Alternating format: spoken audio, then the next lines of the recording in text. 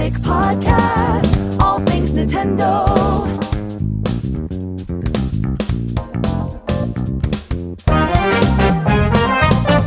Yeah!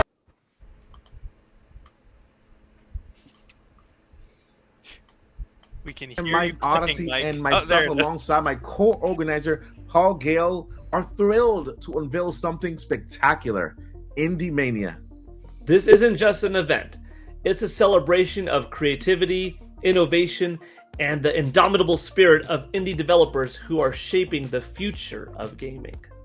We're calling on all game creators, from the dreamers sketching on worlds on their little notepads to the visionaries coding late at night. Indie Mania is your stage, your spotlight, and your time to shine. And to all the gamers, the enthusiasts, the ones who live for the thrill of discovery, get ready. This summer we're bringing the heat with the coolest games you've never played yet. Sign up, tune in, and join us for an unforgettable journey at Indie Mania, because every game has a story and every story deserves to be heard. So mark your calendars, spread the word, and let's make this a summer to remember. Indie Mania, where the games are as unique as the people behind them. And speaking of unique, let's show you some unique footage of just several developers who have already signed up for Indie Mania and will be there. Roll the clip.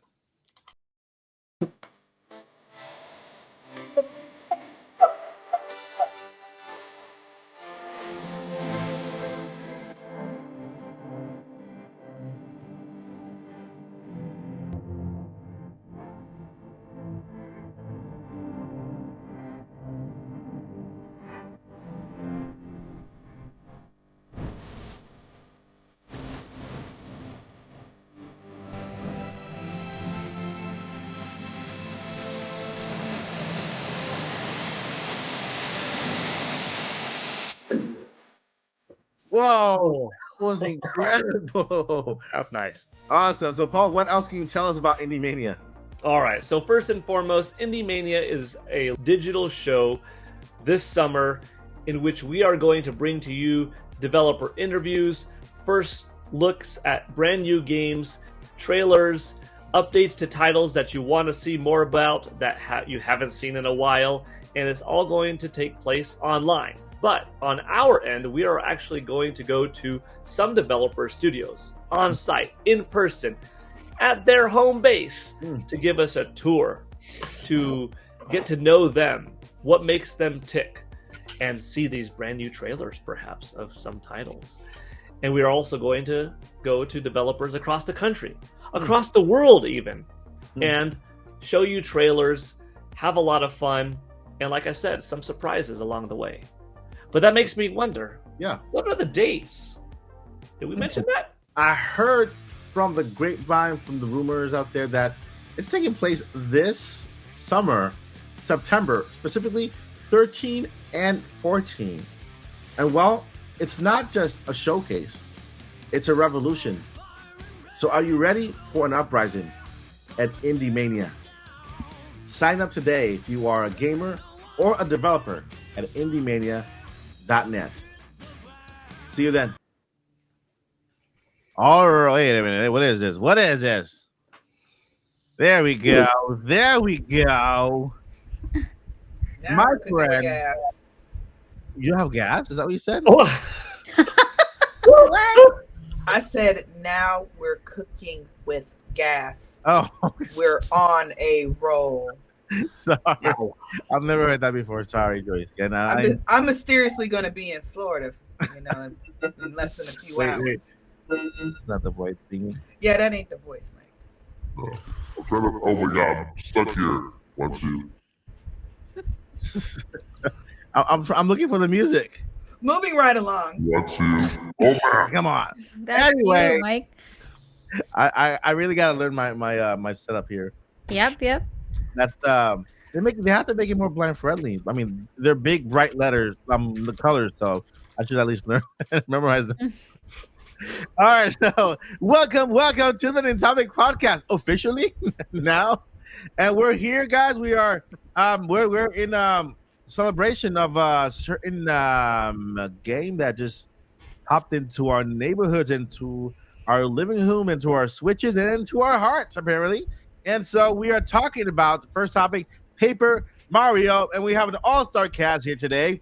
But first, we got to introduce the king of the Mushroom Kingdom.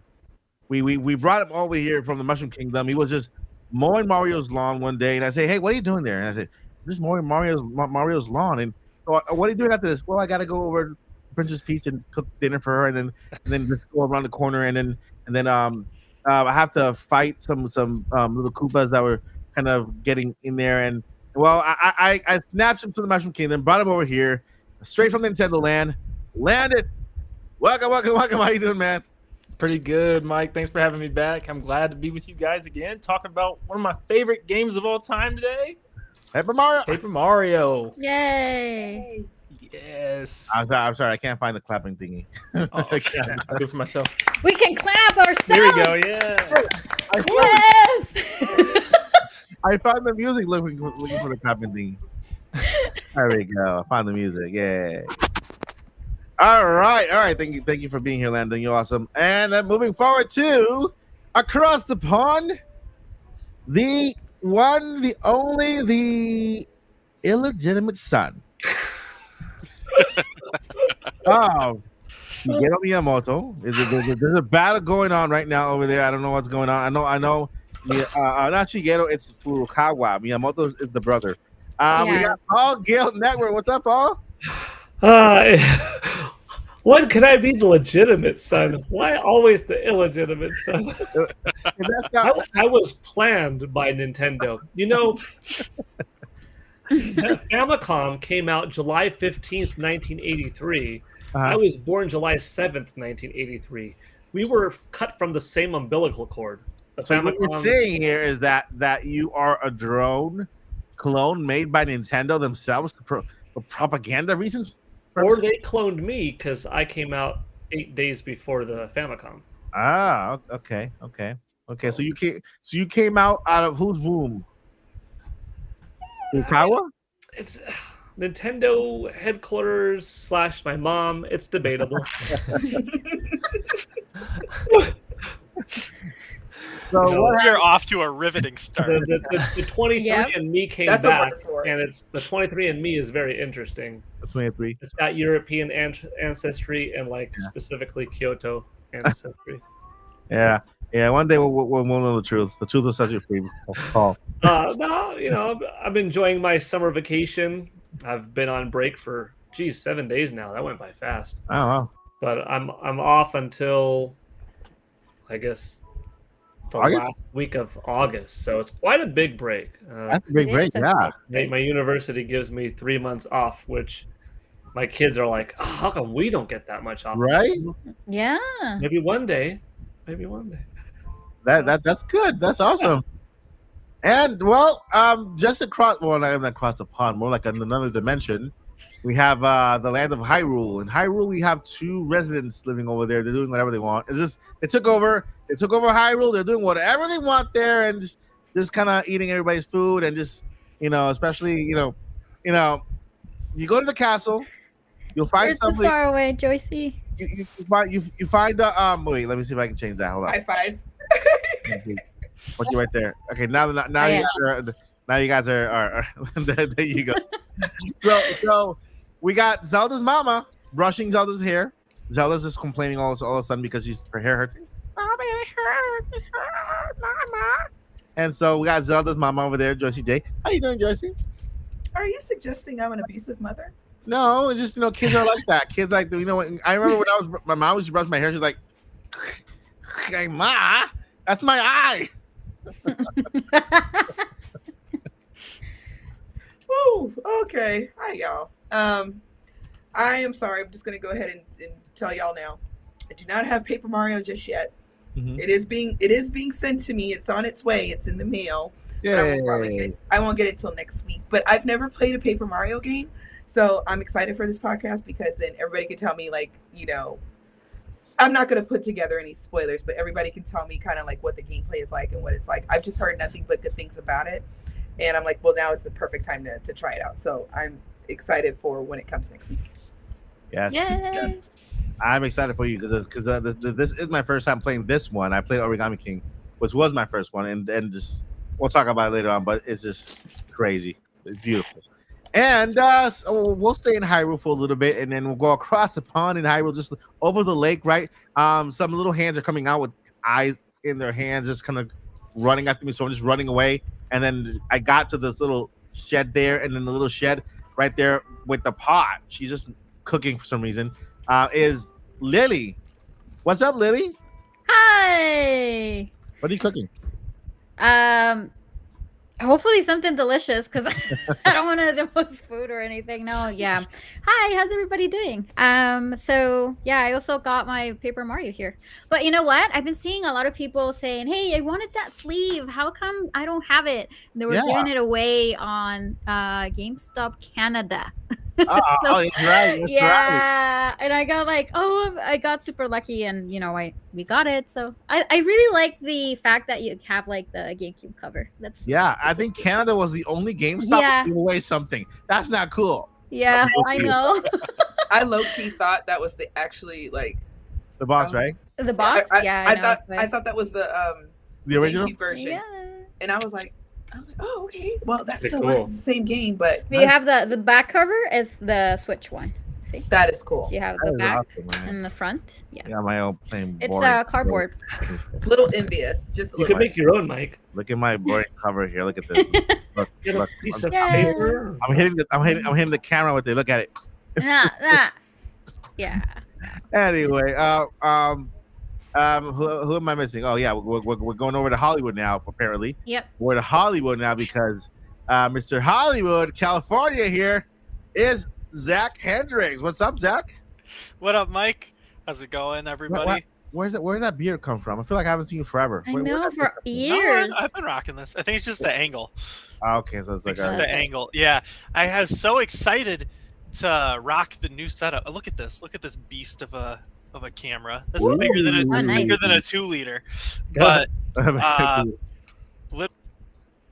oh no, We just lost him. No. Oh no. No. He's talking about the camera. The camera booted him out. I think he's back backstage. Okay. Well, The that was camera- Zach, everybody. Oh, he's back. that Okay. was great. Sorry about that, guys. Oh no. You're I- frozen. Frozen. Frozen now. Yeah, Well, the camera that was betrayed you. Yeah, but I am here, Uh-huh. And and we can hear you can hear me, so that's good. I totally hit the power button on my laptop as I went to show. I'm a mess right now. This is crazy. But yeah, but I am doing well. I was kind of cracking up when you were talking about Lily cooking, and you're like, "What are you cooking?" And in my head, I instantly went to the Gordon Ramsay meme. I don't know if you've seen that one where it's Hell's Kitchen, and Yeah. he's like, Yeah. "What's a meal that you would make in Breath of the Wild or Tears of the Kingdom, like a mushroom something or other?" He's like, "You call this a mushroom, whatever? This is dubious at best," and it's Dubious. just like the pile of dubious food. food. Yeah. But no, I am doing well. I have been up since yesterday morning, which is why I'm rocking the triple shot Oh God. coffee. Hashtag not an ad. But not an ad. But I am so happy to be here. I've been looking forward to this all week. Awesome, and thank you for being here. That's awesome. And on our side here, the other side, we have the chat. You can see the chat on this side because the chat is part of the cast too. You guys are awesome. Thank you for being here. Today we got a good show for you guys. We're talking about Paper Mario. And so we're gonna go around the show. We're gonna get the first impressions on even if it's the first impressions on trailers, because trailers have information too on how the game looks and compared to other games in the past. But I want to go ahead and shoot over to Mr. I think I'm going to call him a Mario brother. Yeah, an official honorary Mario brother, Landon. So Landon's like the third. Well, I'll say the fourth Mario brother because there's a third one that doesn't really come out a lot. It's like hidden somewhere. But I call him the fourth Mario brother, Landon. Well, Landon, talk to us about Mario Party. Mario Party. Okay, Mario Party. Sure. New Mario Sorry Party. about that. Paper Mario. Party. We're having a party, but Paper Mario. What are your first impressions of the game so far? Oh, All right, you played it the very first time around. oh, what was that? Did you play it on GameCube before? Oh yeah, like 50 times. So now you can actually give me your first impressions and then compare. Well, it is literally everything I could have possibly humanely asked for, like to the T. Of course, I mean, my only thing that you could actually argue is maybe like still kind of hoping there's like that little side mode with Luigi and his story and all his stuff. But I mean, besides that, I mean, everything is perfect. It is back to a turn-based RPG. Sometimes less is more, and it shows you that less can be more. It works well. It works really well. It's got its own thing with the button time presses. It feels unique. It feels fresh, and it feels like a dream, Mike. I'm telling you, it just doesn't feel real. I'm still. Yeah. It's the only announcement I think in my entire life. I mean, through everything that I genuinely like started to tear up after hearing Pedal Metals again and just like seeing. Oh, it was so good. But I've been taking my time just trying to look at every little detail, and I made a video today just kind of comparing some little details that I noticed that were different from the original. And it's like, it blows my mind to still people on Twitter saying like, it's not a remake, it's a remaster. I mean, it is remade. You can see the assets, the little, objects in the background, everything just feels like it's reconstructed with that the Origami King feel to it, which I'm gonna say right now, as I support and I really am a fan of old classic Paper Mario games, the Origami King was good. Yeah, I thought it was really good. I'm a big fan of it. I love the open-endedness of the levels. They feel bigger, more, spacious, and you can see like the music is coming over from that game a little bit. The way the art style looks is coming from that game. The shading, the light, it's just so good, and it's just combining the best of both worlds, and it just makes me happy and hopeful for the future that they do continue just to kind of combine both of those games, where we can get those big worlds, but they have that great classic story, the classic combat. But I mean, so far I've been taking it slow. I'm only on World 2 still, and I'm loving every second of it. That is awesome. That's awesome, and I love to hear it because I also played Origami King. It was my first Paper Mario, and I love Origami King. I thought it was awesome. I because I didn't have the fighting base, the turn-based fighting. It was kind of turn-based, but it was like this little wheel you have to kind of work in to match and then hit. Yeah, I actually enjoyed because it was my first one, but I can also see the difference between this one and the other one, and why people prefer this turn-based fighting style, which is a lot more simple, just more toned down. But yeah, I agree with you 100%. Let's move over to Lilly Hyrule. What do you think of the game? What are your first impressions of the game? I just love it. Well, not like I haven't really played a lot of Paper Mario. Like I played it in the past when I was younger, but I never actually finished the games because one of the things that, while I was growing up, I didn't have like the funds for me to buy an actual console, so I was always going and play with my cousins, and that was it. So if I had a little bit of income that I could probably, my dad or my mom get me a game, it was not going to be Paper Mario, unfortunately. So that's me, and I did play it, but I didn't have a lot of experience. So you can say that this is going to be like my first time playing. I did play Origami King. I wasn't a fan of the new mechanics or the mechanics on that game because what I remember of Paper Mario was the RPG kind of turns, kind of base and stuff like that. And that's what I missed a lot from a Paper Mario. But it was good. Like I do agree with Landon, what he's saying, that it's a good Paper Mario, especially for anybody that wants to get in, all the other Paper Marios. So I think that Nintendo bringing their Paper Mario IP a little bit more into everybody's radar is great. So I've been playing it only for a bit, and so far I'm loving the mechanics, the way that kind of transition over to the rope cord and everything, the combat and everything. It kind of gives you like the entire breakdown as to how to play and everything. So for anybody that's new to Paper Mario, you're gonna be able to get a hang of it without any issues.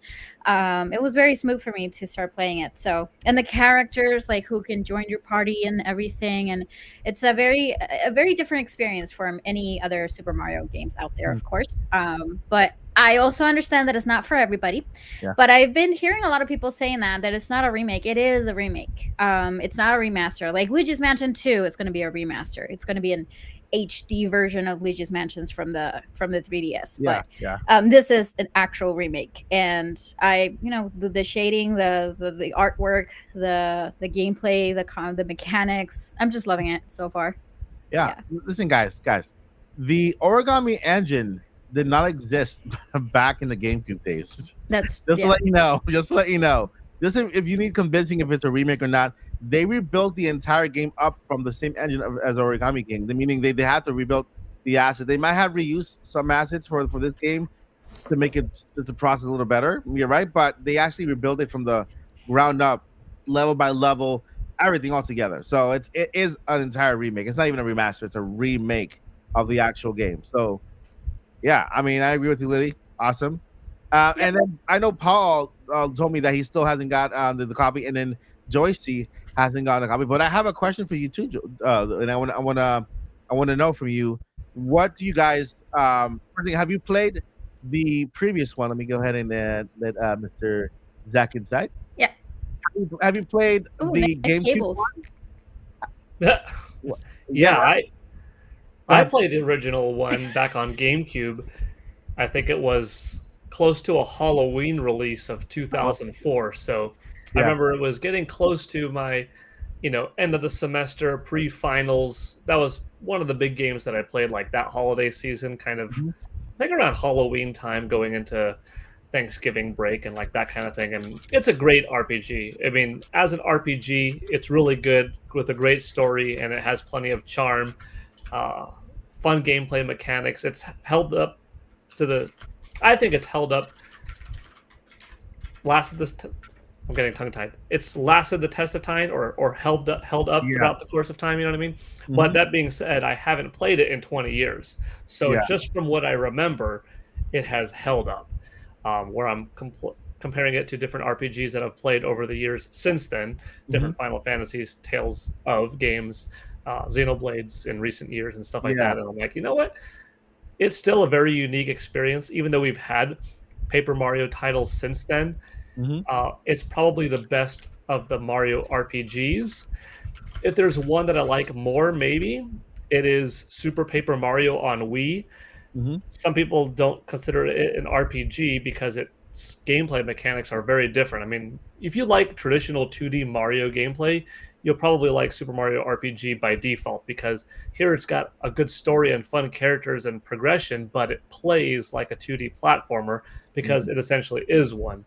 But I gravitate a little bit more towards the play style of platformers, probably more than I do RPGs in terms of genre preferences.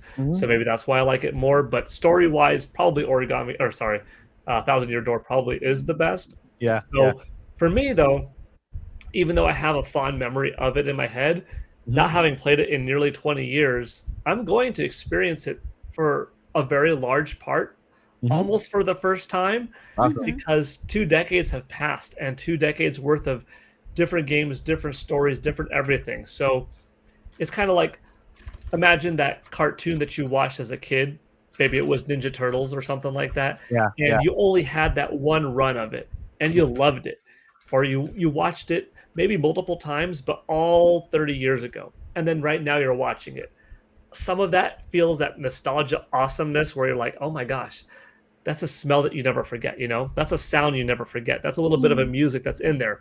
But so much of it is going to be so new. So you're almost getting this duality of new for the first time, but the nostalgia feels. So I'm kind of looking forward to playing this. I had the same experience, by the way, I'll make it quick, with Super Mario RPG.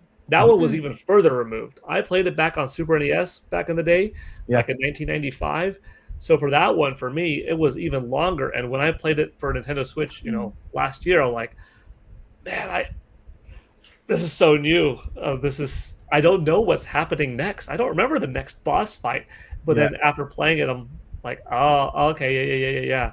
Oh, wait, the little sewer, So it's kind of a cool feeling because some people revisit, and I don't blame you for doing that. Like some people know this game inside and out, but you always talk to somebody. Like Lilly and I were talking just before the show started. You hear people say, I wish I could experience for the first time. You're so lucky that you get to do it and appreciate now as a grown-up or something like that. Well, I don't know. I mean, I was already a grown-up, to be fair, when this game came out.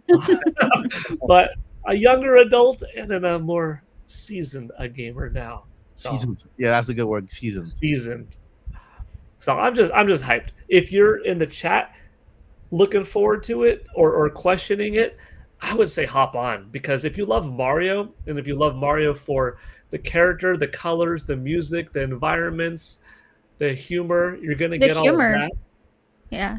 And if you're like a little apprehensive because you're like, I don't know if the gameplay mechanic of I hit you, you hit me is good, because that is some turn-based RPGs. I would say put that little hiccup aside and go in, and you'll probably have a really good time. Yeah. I recommend it highly, even though I haven't actually purchased this one yet. Yeah, I could recommend it highly based off of my past impressions. That's awesome. So, Joyce, have you played the game before in the past, or this is your first time? It's my first. Excuse me. It's my first Paper Mario. Period. That is awesome. So I haven't played any of them, but y'all know I am I love Octopath Traveler, and so that's the game that turned me on to turn-based, because I'm always want to be in the action. I want to be doing it myself. Yeah. But excuse me, what I learned about turn-based is that you get time to think, and it can actually be a lot more challenging. Whereas, y'all know I'm Zelda's mama, I'm over here in Hyrule. I can just take a sword and I'm just, hacking at something, just throwing an arrow, firing an arrow at somebody. Yeah. But with turn-based, you kind of have to sit there and think like, okay, what's the best way to handle this? And of course, I know there's limitations in certain instances and things. So I was like, okay, Mario turn-based. I said, this is going to be good. I got to try it. I've heard nothing but good things about this game for like 20 years. I still want to try it. So that is awesome. That is really, really awesome. This is my second Paper Mario, because I played Origami King. That was my very first one, and I love Origami King, and I still love it today, even after playing this one. I did like I'm used to RPGs. I played all the Final Fantasy games, Chronos Cross, Chrono Trigger, back in the day, and so I'm used to the back and forth turn-based game, and I'm fine with it because I love it. But when I played Origami King, it did present to me a different battle system. It was like a wheel of a battle system that you have to be very precise and technical with that one. And I remember there was this boss battle in one of the temples. I think it was like the Fire Temple or something like that, where it was a phoenix, and you had to kind of time it right, and then your steps right in order to fall in the right spot to hit it. I love that part, because that made it. What do you call that type of RPG? There's that like what Mario plus Rabbids is in a way. That tactical RPG. Tactical, yeah. You have to be kind of tactical on how you use your moves so that you fall in the right spot. And on the way there, you might pick up a heart, you might pick up an extra move. And to me, that was like very creative after being used to be, the back and forth. What this game blew me away was how beautiful it looks. The simplicity in the back and forth too, and everything. The soundtrack is beautiful. The artwork. I just sometimes sit there and just listen to the music. It's awesome. Rogueport, that soundtrack is crazy. It's really, really, really, really good. And so I was just like there. I'm like looking at it and just listening into it, and the jokes are hilarious.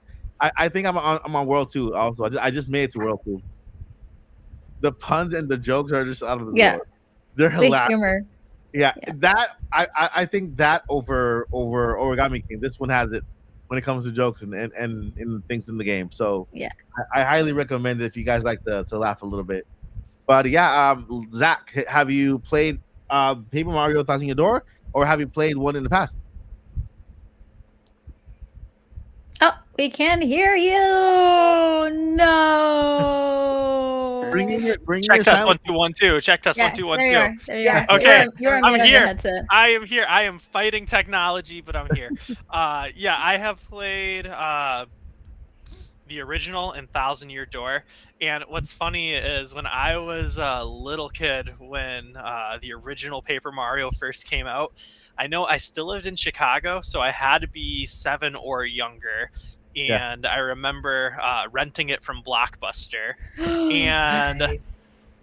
it's so funny because you know, kids are just kind of weird, and like We are. they can be particular sometimes. Like you don't want the veggies touching. So in my head, this is Paper Mario, which means like it's like flat 2D, like it's paper. And I remember I started playing, and you can run around every which way. And this is the OG on the N64. Yeah. And I just remember being like, this is so dumb. This is just cartoon Mario. And like and then like I hated it, and I think I rented Mario 64 at the same time, so I just started playing that instead. And then Thousand Year Door This is came trash. out. I know. And then Thousand Year Door came out, and that made me dive back in when I was, I don't know, middle school when Thousand Year Door came out, I think. And so I dived back into the original and into Thousand Year Door, and I was just like, what the heck was wrong with little kid Zach? This is a banger. and so yeah, I beat them both in middle school, and I'm pretty excited for this new one. It'll probably be probably like a week or two before I pick it up, but it just looks so beautiful. I was watching a little bit of some streams, and yeah, I'm so excited, and it just is bringing back like all those feelings, you know. Because this is the spiritual successor to Super Mario RPG. And so good. I love the fact that at one point everyone was kind of remembering where they were back when they came out, and then 20 years later we have the game again, and it's like the same game, but it's a new era, a new point in your life, right? You can actually Paul was very specific about where he was, the time of the day, the year, and everything, because he remember where he was when he played it, and then 20 years later, like Paul is married, Paul has kids. This is grown up Paul right here. You know what I mean. So it's incredible how one game, you know, brought to the present. I got some Zelda Lo-Fi for you, JC. You know how one game can kind of put you in 2 periods of time, right? And so I highly recommend it. The first time around, I was also in Mario 64 when it came out, so that's why I kind of skipped Mario RPG and all that stuff. But this time around, as the adult Mike appreciates more everything, you know, the hard work that goes into it, how beautiful it looks. Young Mike was just too young, man. He's just too young, man. All he cared about was Pizza Hut, and McDonald's, and Casper the Friendly Ghost on TV, and you know, like all these little old shows back in the 80s and in the 90s. Eureka's Castle on Nickelodeon. What else was back then? You got the Ninja Turtles from the 80s also with the outfits. I mean, 80s everything. I had the Michael Jackson glove, the Michael Jackson jacket, right? Moonwalking all over the place. Everybody did. So that was me back in the day. But yeah, apart from this game being a port, apart from our first impressions being awesome, and those of you who played it before or playing for the first time, I mean, it's going to be an amazing game for you guys. It was built on the Origami King engine, right? On the same engine that they built Origami King Paper Mario for Nintendo Switch. And so, with that said, I love how they use an engine they have for a previous game of the same exact franchise to build future games. And so I want to throw it out there for you guys. What games do you think from the past that they have already remade, that they have engines for, could they bring back? Like from you know, think about engines made in the past 7 years for the Nintendo Switch. Okay, games from the past that they could use the same engines for to bring now. And while the cast thinks about that, we have a game to play. Okay, you guys are gonna get some points. The chat's gonna get some points. Everybody's gonna get some points. And so I'm gonna go ahead and throw it to Landon. Landon, what do you think? What other game are you looking forward to seeing in the future, like just a remake like Paper Mario?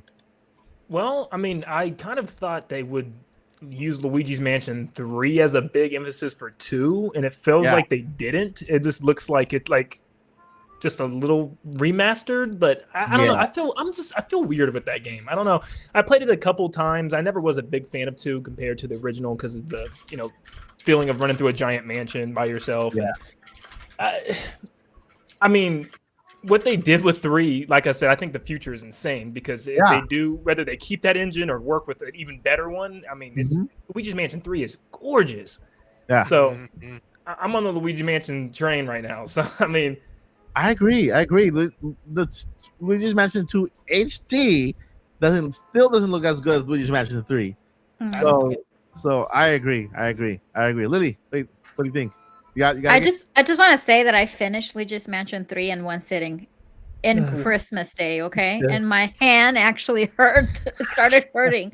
So yeah, I wouldn't say I'm a huge fan, but I am Luigi's Mansion. But anyways, I guess I do agree with Landon in terms of like it would have been nice to have that like Luigi's Mansion 2. But I have hopes that if we have Luigi's Mansion 3 engine, that if they remake Luigi's Mansion from the GameCube, that'll be amazing. Like I really love to play Luigi's Mansion, the first one, the one that came for the GameCube, for the Switch, using Luigi's Mansion 3 engine. That'll be great.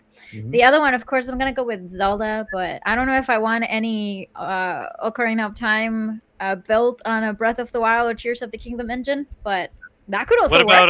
What about a Link's Awakening engine for another Zelda game? Oh yeah. Oh, there's so many top 2D games that they can Don't remake. take mine. The Oracle games. I'm not. I wasn't. No worries. Yeah. All right, Jesse. I do agree with you though, Lily. Yeah. I totally agree with you because it was Paul that kind of had me look at this differently. Everybody already knows my favorite game of all time is A Link to the Past. It still is. You don't want anybody to touch your perfect thing, but Paul kind of made me realize this was like a while ago. We had this conversation that giving it a remake like the Link's Awakening treatment, or the direct sequel, I believe, was A Link Between Worlds, and I love A Link Between Worlds art style. I think it's absolutely gorgeous. It's not that flat looking, kind of 2D like that. So I really, really would like if they're going to be either remake it with the Link's Awakening engine or A Link Between Worlds. That's kind of what I think. I like A Link Between Worlds engine. But it would bring it to a new audience. So now when I talk about it all the time, everybody could be like, oh yeah, now we totally get what she's saying. Yeah. But it is currently on NSO. Everybody go play it. And what game would you bring back from the dead to the present with the new engine? It's already just about perfect the way it is. Yeah. But there's always that accessibility thing that it's difficult for some newer gamers to try something old unless if you grew up with said old thing and going back. Yeah. Like if you have a fond black and white movie that you watched as a kid, as an adult, you could go back to that style of movie or even that movie. But if you didn't and you're doing it for the first time, it could be a little bit too janky. Yeah. And with the resurgence of Metroid, I would love to see Super Metroid remade in like the Metroid Dread engine, because I think for some people it might be a little bit too, even though it looks great to me, and it looks great to a lot of people who have played it, who appreciate that 16-bit high-quality art. But if you just pick a random 15-year-old nowadays who has nothing to do and say, like, what do you think looks better, Metroid Dread or Super Metroid? They're like, oh, probably Metroid Dread. It's 3D polygons and it's got fast animations and zooming in camera angles and stuff like that. Do they have the same appreciation for that? Maybe, maybe not. But, ask the same people, what do you think looks better? Aladdin or Toy Story 4? Two different types of medium, but for some, it is difficult to go back to something old, especially what you're used to. New is all a samey, and not samey in a bad way, but just reality of a different type of look that, you know, society has moved on to, that you're accustomed to. So I think Super Metroid could benefit from a Metroid Dread-like engine, but saved for Nintendo Switch 2, so it's even more robust, more powerful, keeping the original art and integrity of what Super Metroid was, because it does look different also than Dread, but take that Dread engine, so you know you have the ability to play with the camera angles like you could, you know, throw some stuff, and it never ruins the old game. The old game is preserved. You can play the old game in its original form on an SNES or on the Wii or Wii U Virtual Console or on, you know, the Nintendo Switch Online service. So it's there. If you don't want to play the new Metroid, Super Metroid, fine. But wouldn't you be happier knowing that more people get to experience a version of one of your favorite games and thus become new fans of the series, buy it more, support it more, make it bigger so that it comes back stronger, so there's more incentive for it to exist and for sequels to come out? And then maybe a small portion will say, let me look at the OG version. Oh, wow. You know what? That's pretty cool. That's where it came from. And then maybe you have more, you know, common things to talk about. So Super Metroid, that's my pick. Yeah, for now. I know, Mike, I lied. And that's why he changed my mind. Yeah, Better call Paul. Landon lied. You I lied. lied to you, Mike. It just hit me. I completely said the wrong thing. There's only one answer to this. Super Mario Odyssey engine for Super Mario Sunshine. Oh my god. That way, there's all the complaints about the camera and the controls. They're gone. That's it right there. Because it's a really awesome game, and a lot of people didn't like it, and it's like it's really cool. It's just that'll be nice. Full respect. Whenever I hear people complain about the camera in Mario Sunshine, I'm just like, skill issue. Yep. I'm like, get good. No, I'm just kidding. But that's the thing. Like, I've seen a lot of people that started with Breath of the Wild, and I've seen a very small portion trying to get back to the original, let's say, Ocarina of Time and something. They're complaining with the camera so bad. I'm like, yeah, that was our years. That's exactly what we needed to go through, and we got a little bit of skill trying to move the camera around. But it's difficult. Not everybody can do it. Like, we used to play those kind of games, but it's not for everybody, for sure. Yeah. And Zach, have you given us your remake with the current engine? I have not. I feel like you know it already, Mike. Let me guess. I think it's gonna be Galaga. Ooh, no. That's my second. That was my second one. Okay. It would be Diddy Kong Racing on the Mario Kart engine. Diddy Kong Racing Mario Kart 8 DX engine. You're right. Yeah. You are right. That would be amazing. And then also, because Paul brought up Super Metroid, I got to give a shout out to my brother-in-law Andy, because he recently hit top 60 in the world on any percent speed run for Super Metroid. Ooh, so, nice. So Nice. That's really cool. Credit where credit's due. Yeah, shout out. But no, Diddy Kong Racing on the Mario Kart engine for sure.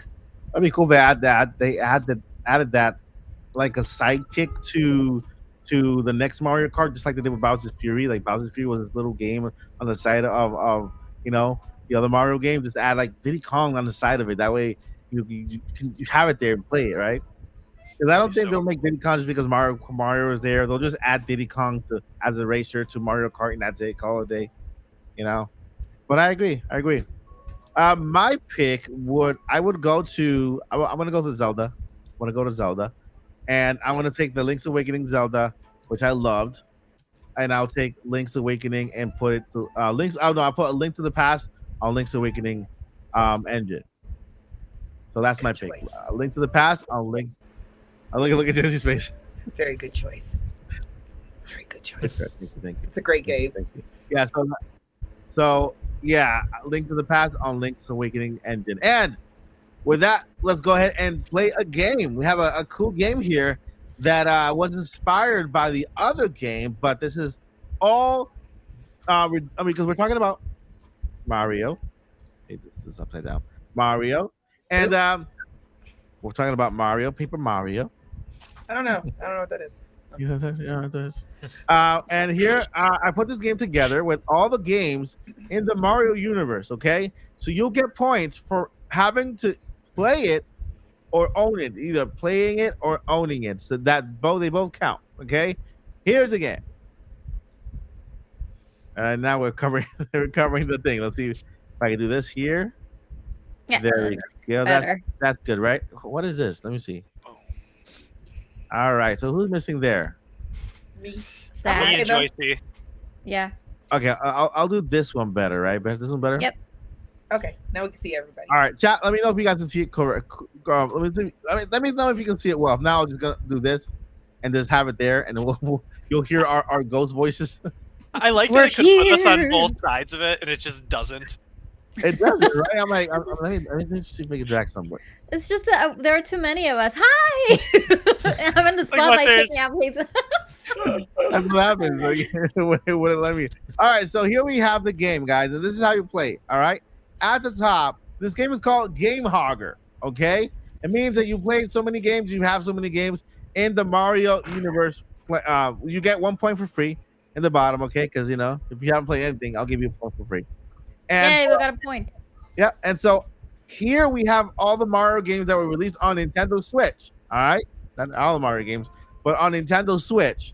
And you get points. The points are next to them for every game you play. For example, if you play any mainline game, you get 5 points for any mainline Mario you played. Okay, you get 2 points for any games related to their sidekicks. That could be Luigi's Mansion, could be Princess Peach, and so on. All right, or even the Toad one. That's the sidekick, right? Spin-offs, right? What games that have been spin-offs, which is still kind of like spin-off of Mario could be Mario Party, right? Mario Party is like a spin-off off the Mario thingy. Multiplayer games, I think any game you play with multiple people. Side scroller, you get 3 points, and then we got crossover games. I would say Mario versus Donkey Kong qualifies as that. 2 points, and then 2 points for a game in the Mario universe without Mario in it, or Mario's not the main character in it.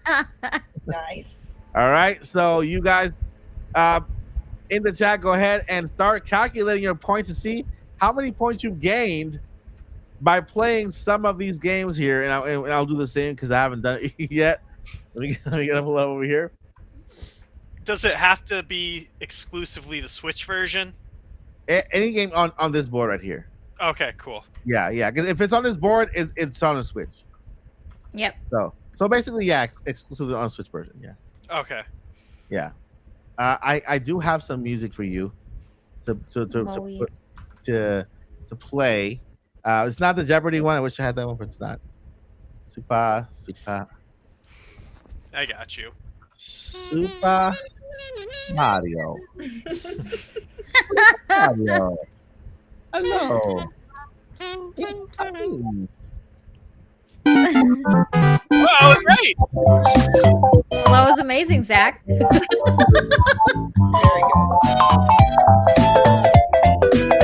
All right, how many points do we have? I have no idea. I've played more Mario than I realized. Yeah, I know. I'm just like, oh, all of them except for one. Yeah. Oh wait, except for 2. I was wrong.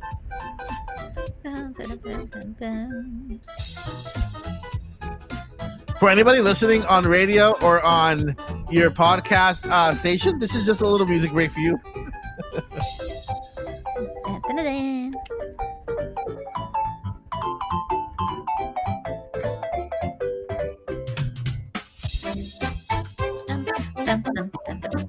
Does Mario 3D All Stars count as 3 mainlands? I think Oh, it yeah, does. Yeah, I think it does. I actually forgot to mention the first one here. You see, there's 3 games in one. Yeah. They all count individually, Oh, what? so it's not like you get only 5 points for playing Oh, I was just being goofy. So I got a bonus. Nice. Yeah. So basically, if you played all three, that's 15 points right there. Okay. Nice. Okay. Because Adding that up. the three mainline Mario's in there, and they're all. I don't think they're remakes. They're just ports, right? They're They're ports. They're HD ports. Do you think, Paul? Are they HD ports or just ports? Oh, the Just the ports. 3D All Stars one. Yeah. HD ports. Two of them They're got full 1080p. Oh, okay. And then, Okay. Yeah. So that's 720p. yeah. So they're HD ports, and so you guys can choose that one individually. So that's more points. Does 3D World and Bowser's Fury also count individually? Let's go ahead. That's a no. Let's go ahead and say what Lily said. Well, wait. Well, we can't. We don't have another category for it though, because it's not really a spin-off either. It's still still a main Mario game. Bowser's Fury is I would consider a mainline Mario game. Mm-hmm. It plays like a mainline Mario game. It's a 3D Mario game. It's big like Mario 64. It has 120 cat shines. So just like Mario 64 has 120 stars. So yeah, I've played so much more Mario than I thought I did. Right? That's wild. And that still doesn't even include all of them, because my favorite Mario is still the SNES version. Yeah. Even though I like all of them that I've played, but the Uh-huh. SNES version is like my heart. If I sat down, like, that's a good way to, distract Joycey for a few hours. Give me that. Uh-huh. Give me the one on the SNES. The Super Mario World. Super Mario World is what it is. I get it so confused with 3D, and I don't know why. Yeah. Because in my house when I was a kid, it was just like, that's a Mario game. It's Mhm. Mario. I didn't need any other name. It's Mario. Listen, Superman is my superhero, right? So when Mario had a cape, I was crazy. I went nuts.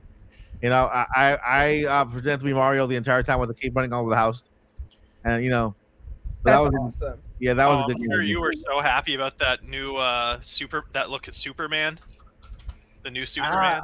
Mm. I wouldn't say 100% happy. I'd have to see the movie first. The suit didn't look too great for me at the beginning. I'm still kind of debating on what do I think about it. I don't think it looks bad.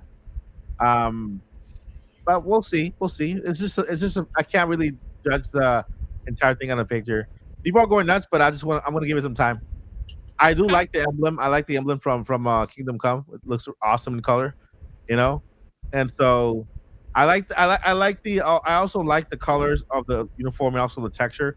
I think I'm a little thrown off by how much space there is in his upper side of his suit, where you can actually see the suit wrinkle a little bit, kind of, you know what I mean? Oh, like Superman's suit has always been like there on his muscles. You know what I mean? So we'll see what happens. Maybe it's part of the story. Maybe it's one of the suits. Who knows? We'll see then. We're kind of opposites. I love the whole thing besides the emblem. Oh, the emblem. I'm okay with it. I'm okay with it. I just wish there was a little space in the corner of the S and that it wasn't connected. Yeah. I like the emblem just because I know about Superman Kingdom Come. It's a heartbreak story. Hopefully they don't do that. but we'll see. No shade to Superman, but I'll be honest, I'm a Batman girl. And over at Gotham. Yeah, I've always liked Batman because he's an investigator, he's a detective, and he fights crime.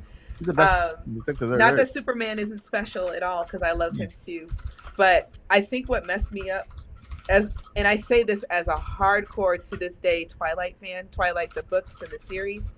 When they said Robert Pattinson was playing Batman, I turned the TV off. I'm like, I'm done. No more Batman. I can't have nice things anymore. Apparently, no more Batman for Joycey. I have not watched that movie. I have heard good things about it, but I'm like, Edward from Twilight is playing Batman, and I'm supposed to take this seriously. It's more of a I don't see Superman or any superpowered being existing in that universe. It's a very toned down movie, a very real kind of movie. The new Superman movie. No, the new Batman. No, movie, the new Batman you're talking about. The Robert Pattinson movie. And so I've accepted the fact that Superman will never exist in that universe. Batman is more a detective there, than he is like this super mega gadget guy. He does have his gadgets, but it's not as overblown as other. I think maybe. Does he sparkle if the sun comes out? That's the only way I take Robert Pattinson seriously. Do you want to be spoiled? Sure, I don't mind. So when Batman, as a nod to the Twilight movies, in the film The Batman, when he gets hit by bullets, he sparkles. They just did a little bit of an homage to it. Did they do that for real? Because Robert Pattinson hates those movies. No, I just want to see what you would say. So I was like, they must have done that without him knowing if that was true, because he said that he's hated those movies and he wished that he hadn't done them. And I'm like, but you ate for like how many years? Think of it like this. Maybe this will work. You're a massive Legend of Zelda fan, and you've had blonde Link, brown-haired Link, pink-haired Link, pixelated Link, Kid Link, Toon Link, Adult Link, Portable Link, Motion Control Link, D-Pad Link, Analog Stick Link, and Amiibo Link, non-Rumble Link, Rumble Pack Link, Touchscreen Link. Don't forget Cartoon Link. Cartoon Twilight Princess Link. You're about to have Link. A movie Link, live action. CGI Link. CGI Link. I think watching Batman, you can handle it. Okay, so tell me you haven't seen Twilight without telling me you haven't seen Twilight. How do we do that? I've seen Twilight, but I like the movies. I thought they were fun. No, the movies are amazing, but the thing is, if you read the books, we're gonna get going in a minute, y'all. I promise. But if you read the books, it's like that makes sense why they pick those particular actors. They smoothly fit right into that role. But just like Robert, I can't take Kristen seriously either in anything that she does. They just happen to do two roles that were really, really great for them, and everything else, it's like, at least you tried. So and that's Joyce's shady corner. Hold on, how did they get 1,600 points? 1,600. Honestly, like I ended up so much higher than I thought was on there. Nothing hard. I just hit the multiplication sign way too many in my calculator. I was gonna say, like, who has 1,600 points? Do you have another list that we don't see? Yeah, okay, I gotta start over. They're all like, unless they were all like, I think we'd have to have more points for that for them to be worth more points.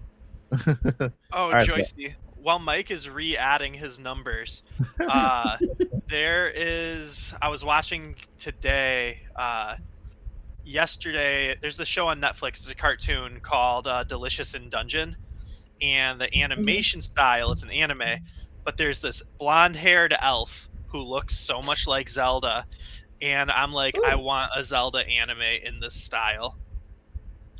And so I'm gonna send you some pictures, and you're gonna be like, "Oh my gosh, this looks like Zelda, and I want it." Okay, I thought of you when I was watching it. Thank you. Okay, so before I even see it, I'm gonna say this: because I'm getting my live action Zelda movie, I have been satisfied. My demands have been met. I'm okay. I'm totally okay with a series. Or something of that nature that is in an anime style, or something of that nature. However, I would like it to be PG-13, at least.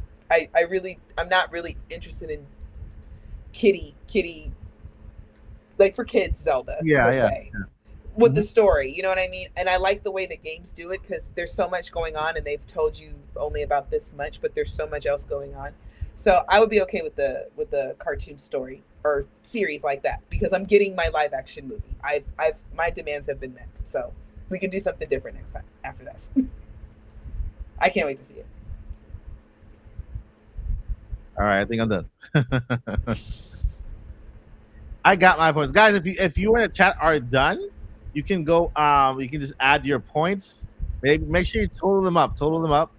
And make sure that you go ahead and add. I want to see who has the highest score in the chat and here on the cast. If you have 1,600, you've added too much. Yeah, like me. Yeah. 300 points. That's a lot of points.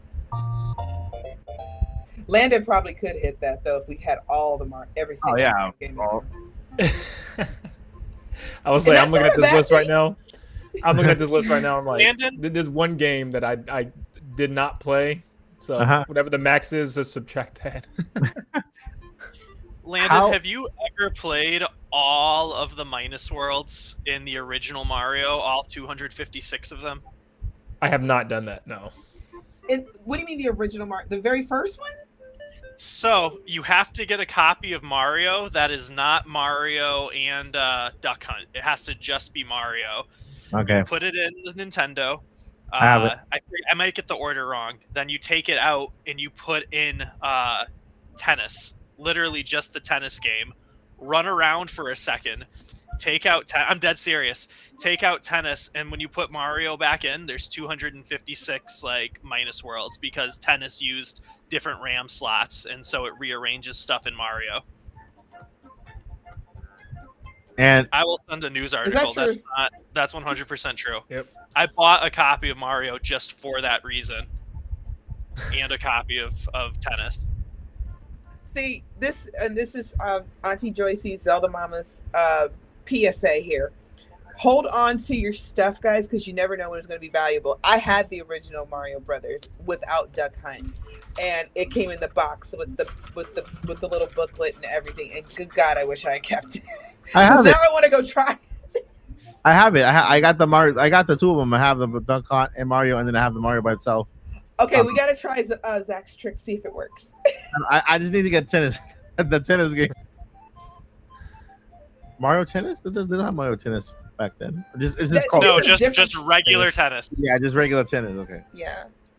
Quick shout out to 110 viewers all across platforms. Thank you so much for being here. You guys are awesome. Thank you. Don't forget to subscribe to each and every one of the channels here, and join Discord and stuff.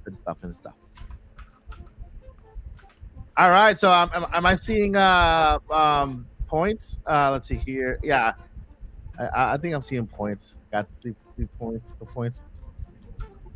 All right, I'm gonna. Oh man, what happened to my calculator? How do I go back? Oh no! 4 points now. You gotta have a little notepad when we're doing these things. Yeah. All right. I know. So I'll just round I up was to in the 80s. 600. Yeah. The only games I haven't played on this board have been Princess Peach Showtime. Let's see here. Play that one. This one. And Toad Tracker. Let me see what else. Captain Toad's amazing. It's one of my all-time favorite games. I own. Oh wait, and Luigi's Mansion 2. Those 3 games. So I haven't played Luigi's Mansion 2, Toad Tracker, and Princess Peach. I played everything else, but those 3. So I don't know how many points I have. I'm lost. It also depends on how do you count the game for the points, and can you add multiple categories to the same game? Yep, you can. Ooh. Oh. Yes. Because when I was doing it, I'm I was not like, re-adding. I'm giving Super Mario Odyssey 5 points, but I'm also giving it another 4 because I played through that game a couple of times, and I was cappy for the experience when my kids were playing on their files as Mario. Therefore, it's a multiplayer game. It is, yeah, you're right. It gets 9 instead of 5. You know what I mean? Yeah. Same thing with Bowser's Fury. It was getting 9 instead of 5. Yeah, because you can play as Bowser Jr. You're correct. Yep. Yeah. So that's how the game works. That's how the game works. You can continue to add points. My points might be off because I realized that partway through. I'm like, I got to 76. I've played all 20. I own 19 of them. The only one I don't own is Mario vs. Donkey Kong. I don't own it now, nor did I own the original, but I played the original GBA one and I played the demo of the new one. Just didn't buy it the time. So yeah, the demo counts as a new one. So yeah, it counts. So what do you have your total, Paul? 76, but then I realized, wait, I could be adding things more, so it's probably higher than 76 is my guess, but that's what it is so far. Now I might have to relook. I might have to go I'm back not re-adding it either. I know. Me either. All right, so everybody Yeah, has their stick final with score. So everybody got their final score. Yeah. It's as All final as it's gonna be. All right, I'll start with Josie. Josie, what's your final score? Mine's 34, but I think I took it at face value, and I was like, okay, this one's crossover. This one's this one's that. Mhm. So, so let's see here. Not in no particular order. Oh, that's right. Mario World's not on here. Just kidding. Mario 3D World and Bowser's Fury. Yeah. Mario Odyssey, of course. Mario Maker 1. Mhm. Was it 1 on there or 2? 2. Okay, actually, so we're gonna go ahead and deduct 2 points. That's my bad, y'all. That's my bad. But that's because we're looking at the ones that exist on the Switch, right? Yeah. Right. That's my okay. bad. Okay. Yeah. So Mario Rabbids, I do eventually plan on getting Mario Rabbids the second one because I really like that game. Mario Kart, not my favorite, but I played it. Mario Brothers U and Mario 64. Okay. And Awesome. Paper Mario's in the mail. Paper Mario's in the mail. Okay. That counts. Does that count? You own it. It counts. You own it. Yeah, you own it. It's yours. Oh, good point. It's yours, not with you yet, but it's yours. Yes. Okay, so we could add. So we had to deduct 2 points. Now we can add back 5. So, Carry the technically one. that's 37. There you go. There you go. Landon, what's going on? 1, 2 points. I ain't gonna give you no points, Mike, because I scratched it off 8 times. But I'll tell you this. I'll tell you this. Paul had me re-guessing. Once he said something, I was like, "Dang it, let me go back real quick." Right. But I'll say I like this. it here. I think the Every game on this list, I played, I owned, I played with friends. The only game is Mario Brothers U Deluxe because I have the Wii U one. I was like, nothing is bringing me back to this game right now, especially after Wonder. I was like, it's going to be a really boring day when I want to go out and buy this. So that's the only one. All right. All right. Good answer. Good answer. You have a lot of points. It's just the Tall Show just said, I like how the rest of the stream is algebra. That's hilarious. Algebra. We're on break, Mike. We're not supposed to be doing math. What's wrong with you? Jeez Louise. I'll be right back, guys. I got an important phone call. I'll be right back. All right. Yep. Yeah. Right. All right. So take it away, Zach. What is your high score? So I think it's 68. The only ones I've played all of them. Just as far as the Switch goes, the only ones I haven't played on Switch would be Thousand Year Door, and then Mario versus Donkey Kong, and there's one more. Where are you, buddy? Luigi's Mansion 2. Okay. Awesome. And so I only added all of them once. So And what is your top score? 68. But if we do what Paul did and combine things, then I don't know. Well, let's just say 128 because it's Nintendo 64 times 2, since this is algebra now. All right, Lily, what's your score? Well, my score is going to be completely different because of what Paul said. Thank you, Paul. But I'm going to say my initial sum. My initial sum was 60 points. There are several that I have not played on the Switch, and that's Mario versus Donkey Kong. I have not played on the Switch. Yeah. Any of the Mario Rabbids I have never played, so I've been meaning to play them, but I haven't really had a chance. And probably a lot of you might hate me for this, but Luigi's Mansion 2 shouldn't be on that list because technically speaking, it's not even out yet. But it's on Switch, though. It's on Switch. But yeah, I played it on I guess it's 60 points. So other than that, I think pretty much I played every other game there. Yeah. I put Luigi's Mansion there because it's available for pre-order. So and some people own it already. I don't, but some people do. Yes. All right, and who's next? Who still needs to add their points? Did we got Paul's points? We got everybody's points, right? Yeah, I think so. I got your because I accidentally erased it, so no point there. But I played every game except for those 3 games, like Luigi's Mansion 2, Princess Peach Showtime, and what's the other one that I said?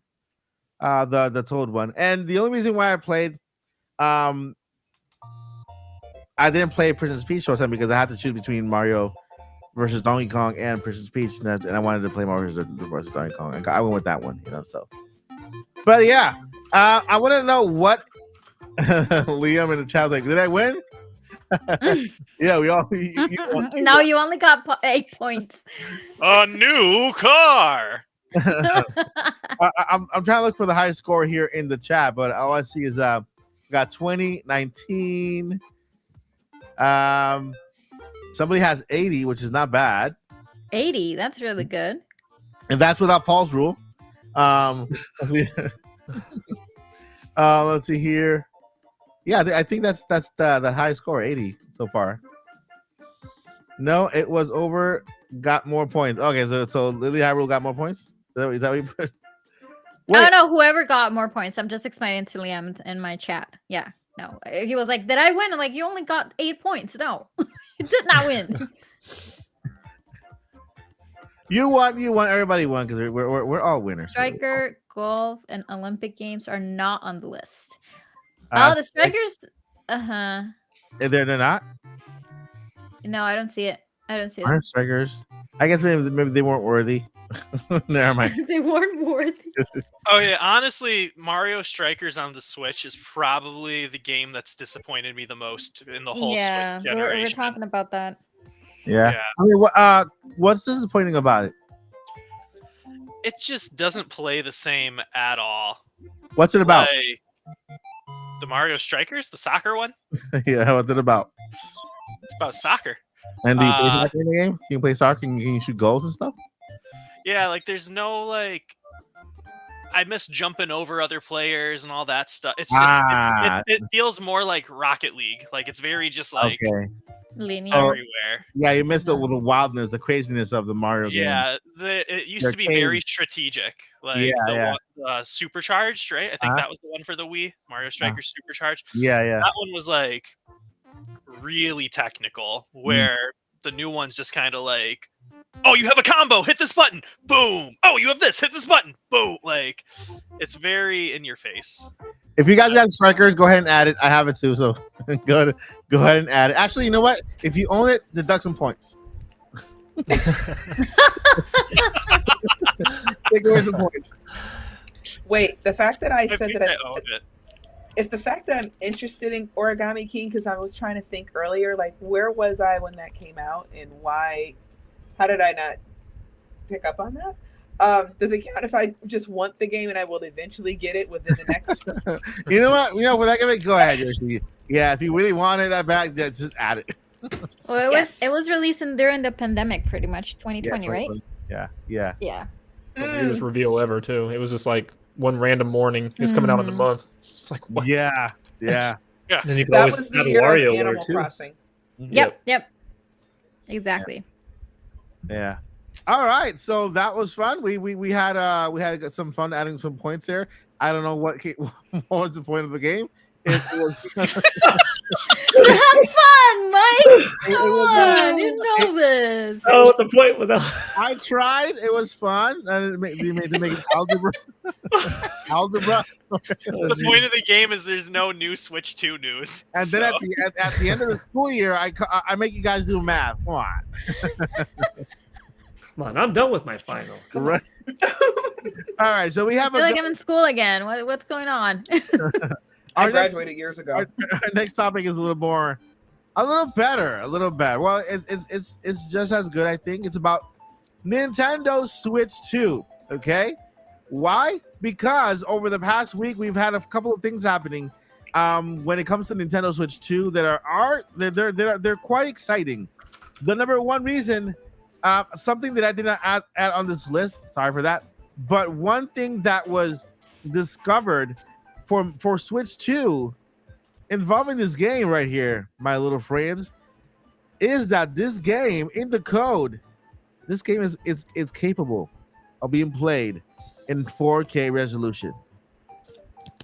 Within the code, we found the resolution that this game can be played in 4K, meaning it's already switched to what do you call it? Proof? Switch to proof? Switch to tested? Ready. Switch to, Capable? Capable?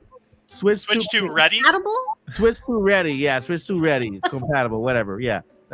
Proof or yeah. So basically, yeah, data miners found that this game could be run in a it's the top resolution is actually 4K resolution for this game.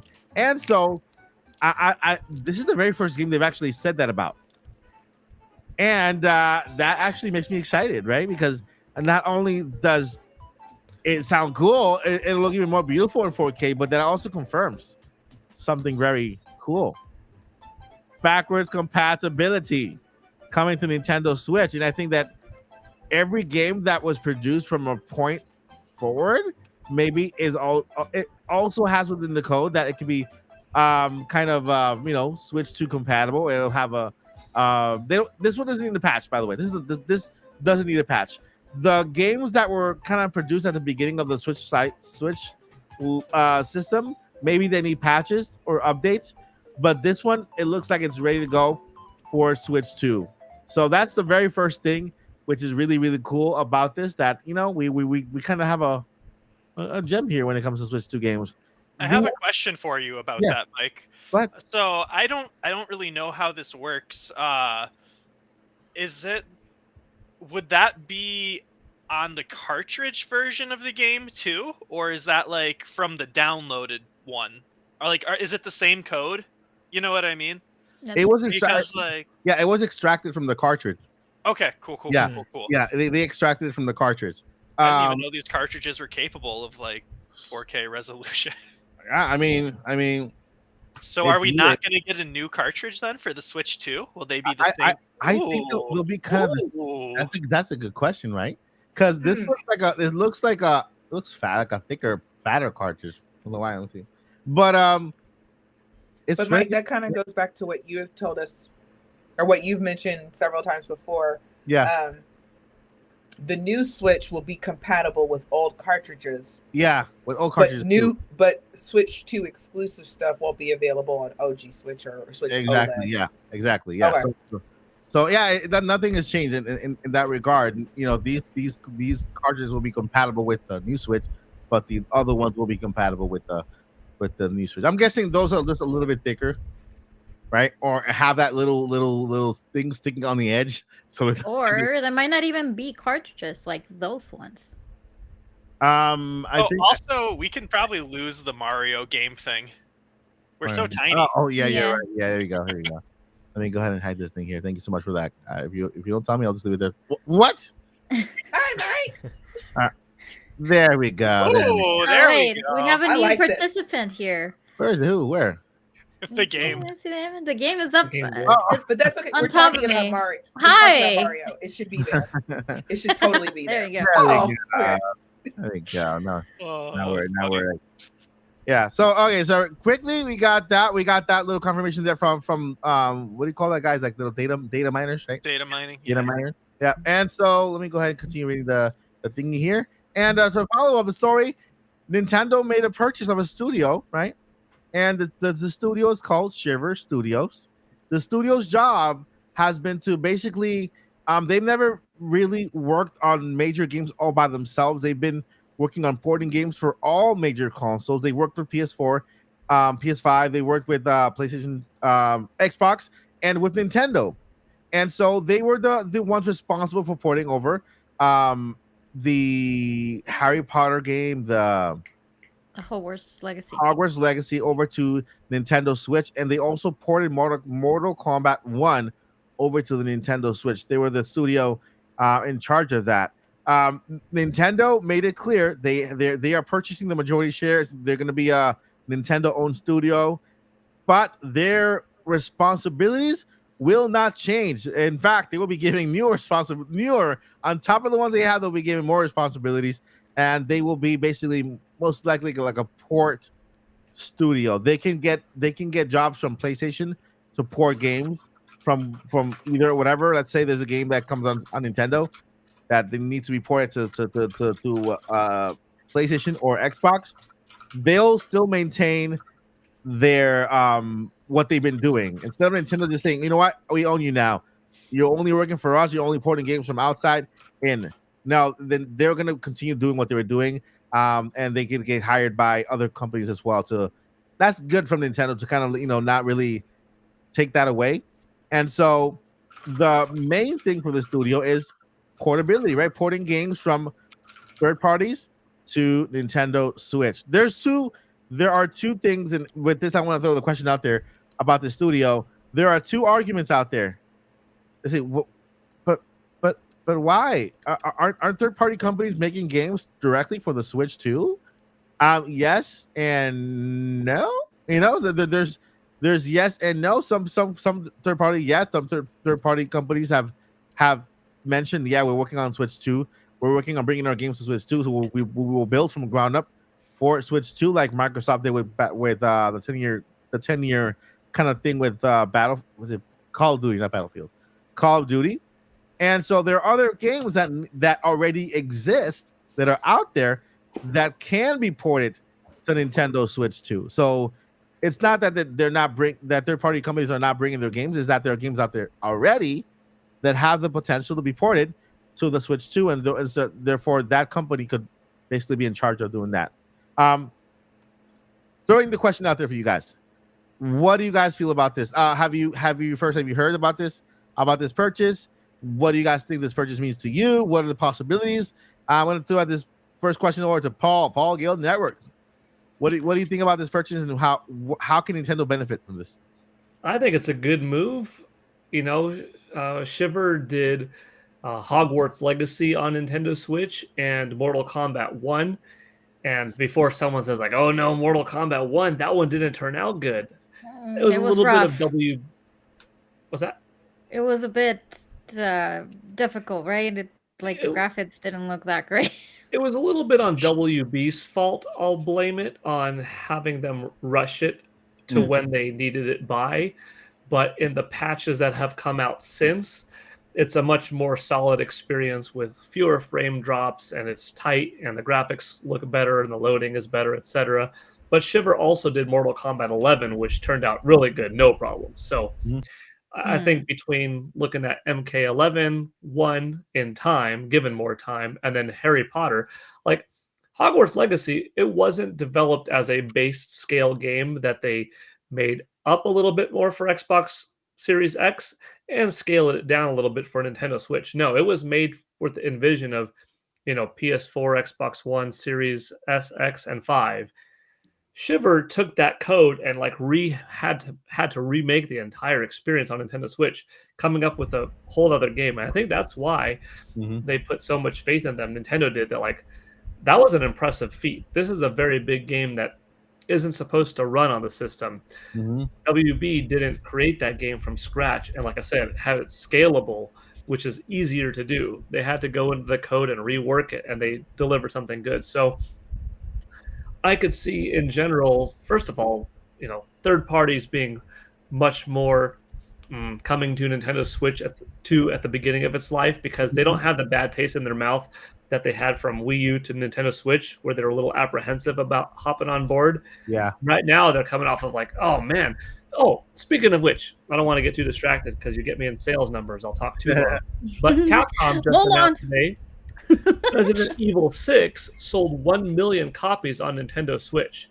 Resident Evil 6 came out in 2012, October, for PS3 and Xbox 360. So here's a game that came out 7 years later on Nintendo Switch, after most people would have been done with it, played it, moved on, and digital only, and it managed to sell 1 million copies. So I think throughout this generation, it was a wake-up call oh man, if I was an early adopter on this system, I could have had all of my hits day and date. I could have planned differently on Nintendo Switch.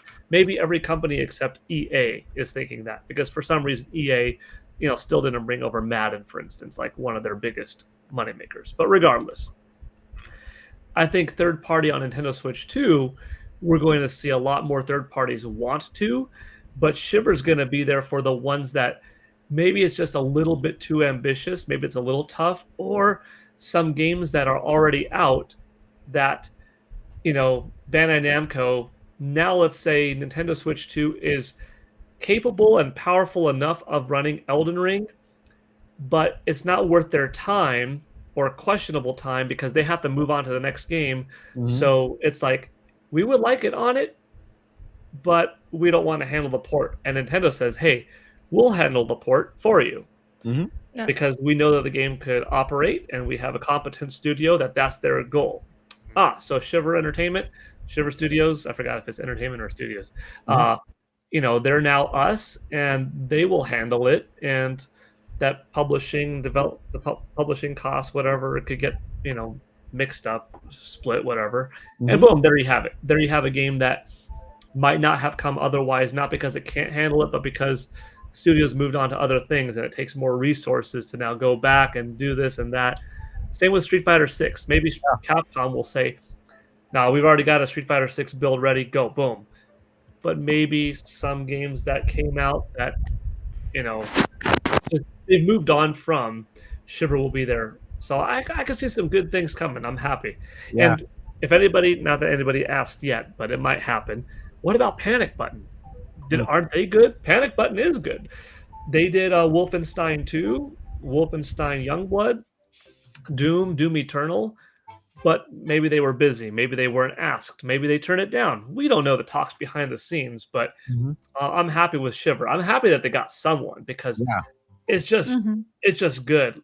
I've always said if Nintendo could get the third parties down, like kind of PlayStation and Xbox have had. Nintendo used to, by the way. It's just over years it got less and less important, and then now it's improving again. But if they could be on the same level, I mean, for most people, why do you even need another system anymore? Yeah.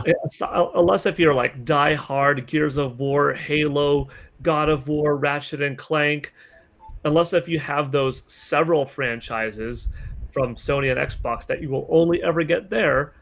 If Nintendo has third parties, Nintendo has dozens of exclusives. And then it becomes just almost inarguably the most compelling device. And if you could play it portable, and come on. Yeah. Nintendo Switch 2 looks really promising because it's going to have better indies, as Mike and I know.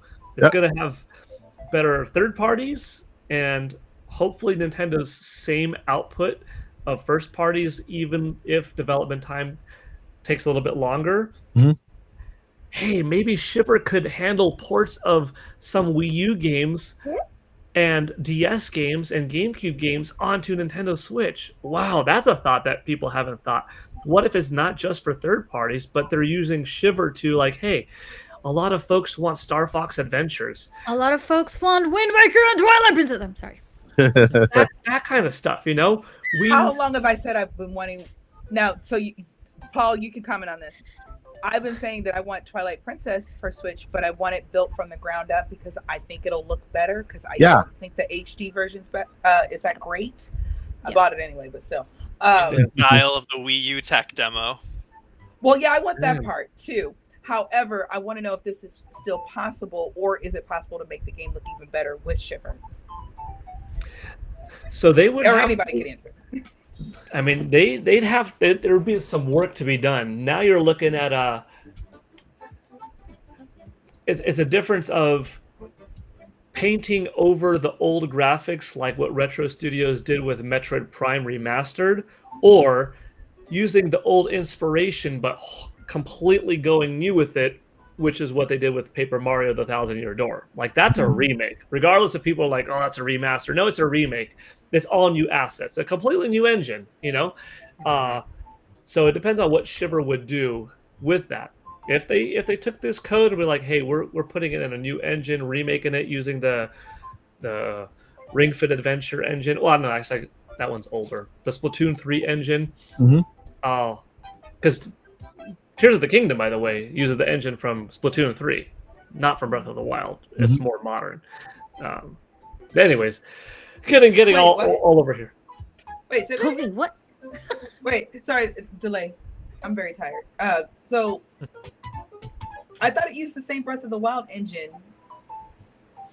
Tears of the Kingdom. What's if I'm making this up unintentionally? Yeah. I think Tears of the Kingdom uses Splatoon 3's engine. How? Basically, the engine is more like the software that was built that they used to build Splatoon 3. They built Tears of the Kingdom. The I guess because of this different certain mechanics, especially with all the. I mean, technically, you could drive through Hyrule now.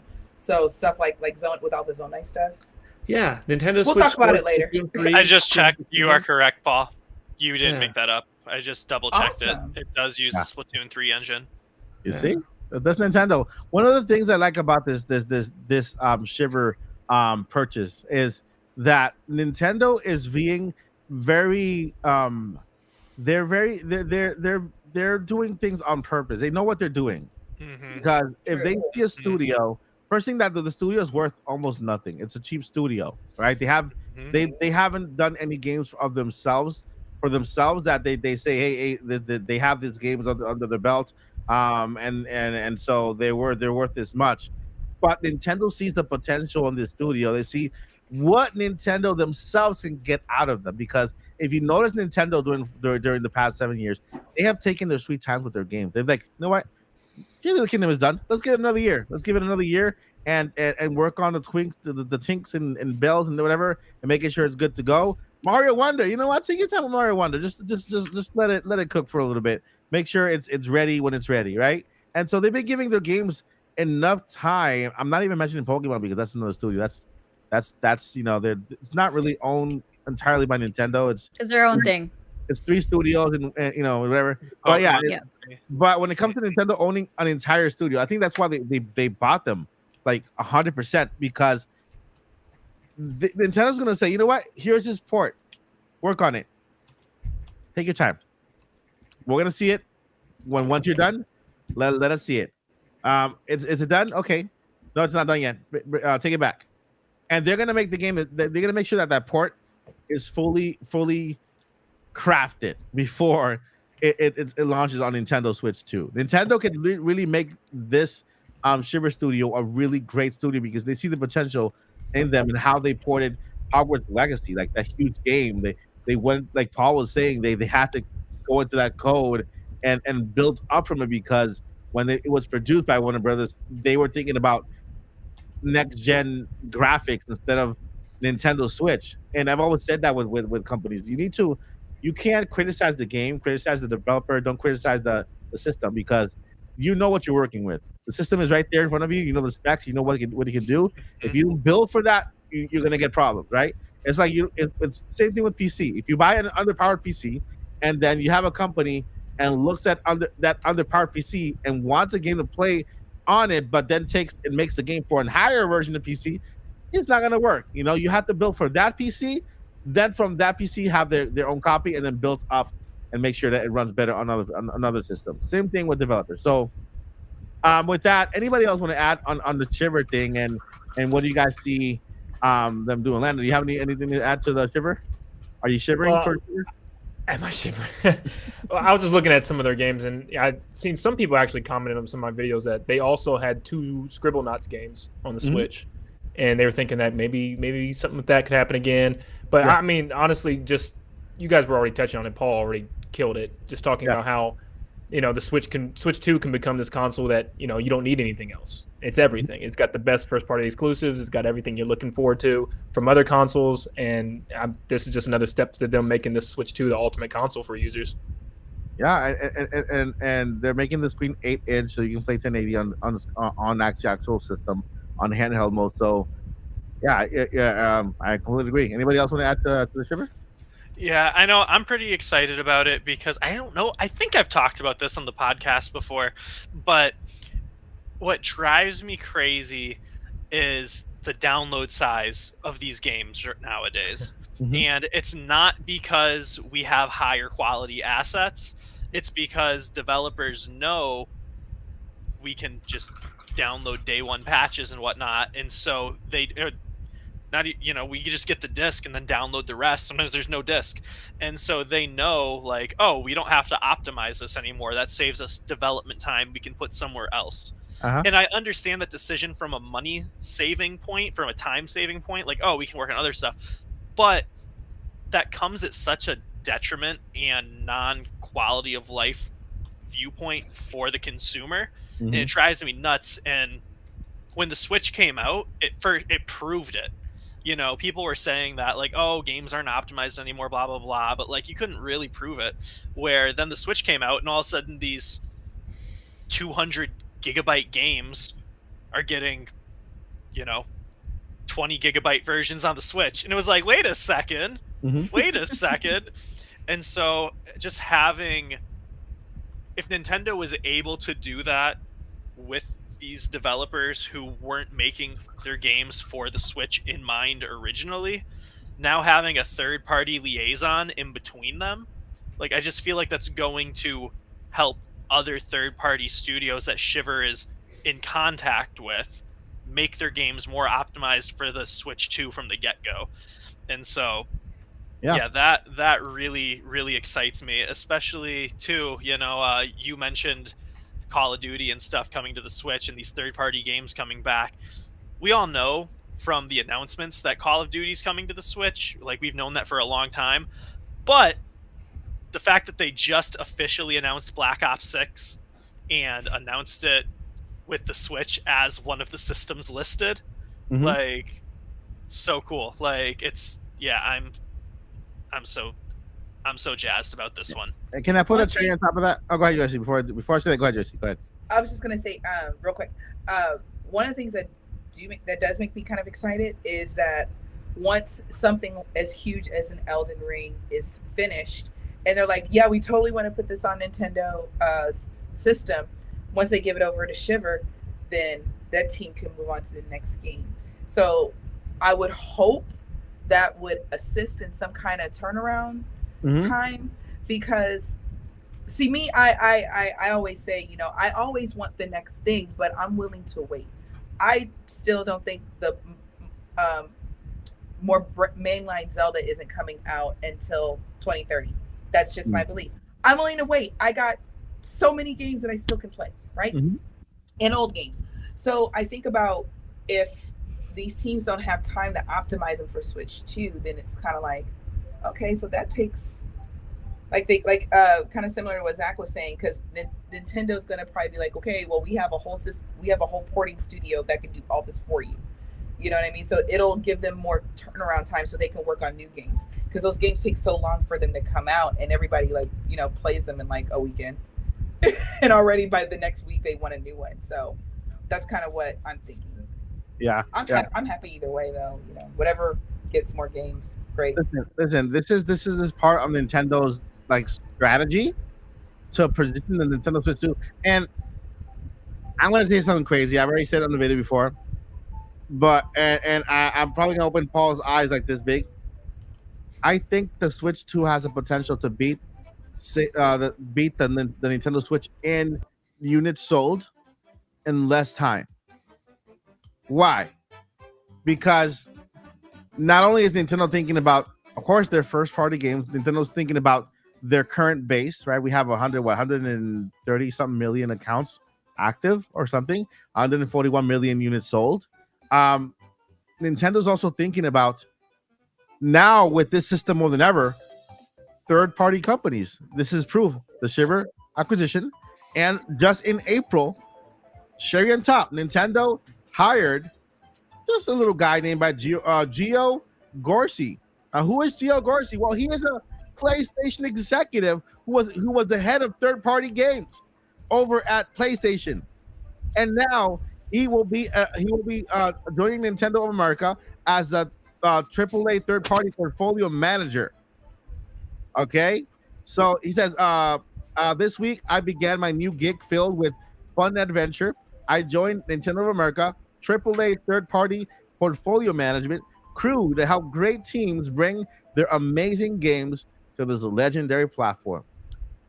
So Nintendo is really digging deep to bring these third-party games. Now think about all these. Let's say we have a PlayStation, we have Xbox, we have Nintendo Switch, which can actually finally handle some of these updated third-party games, right? Let's say there's an Elden Ring Part 2, and let's say that Elden Ring Part 2 comes to Nintendo Switch. Some people are going to buy it on PS5, right, for the good resolution. But how about people who also want to play it on the go? You know, you're in my head.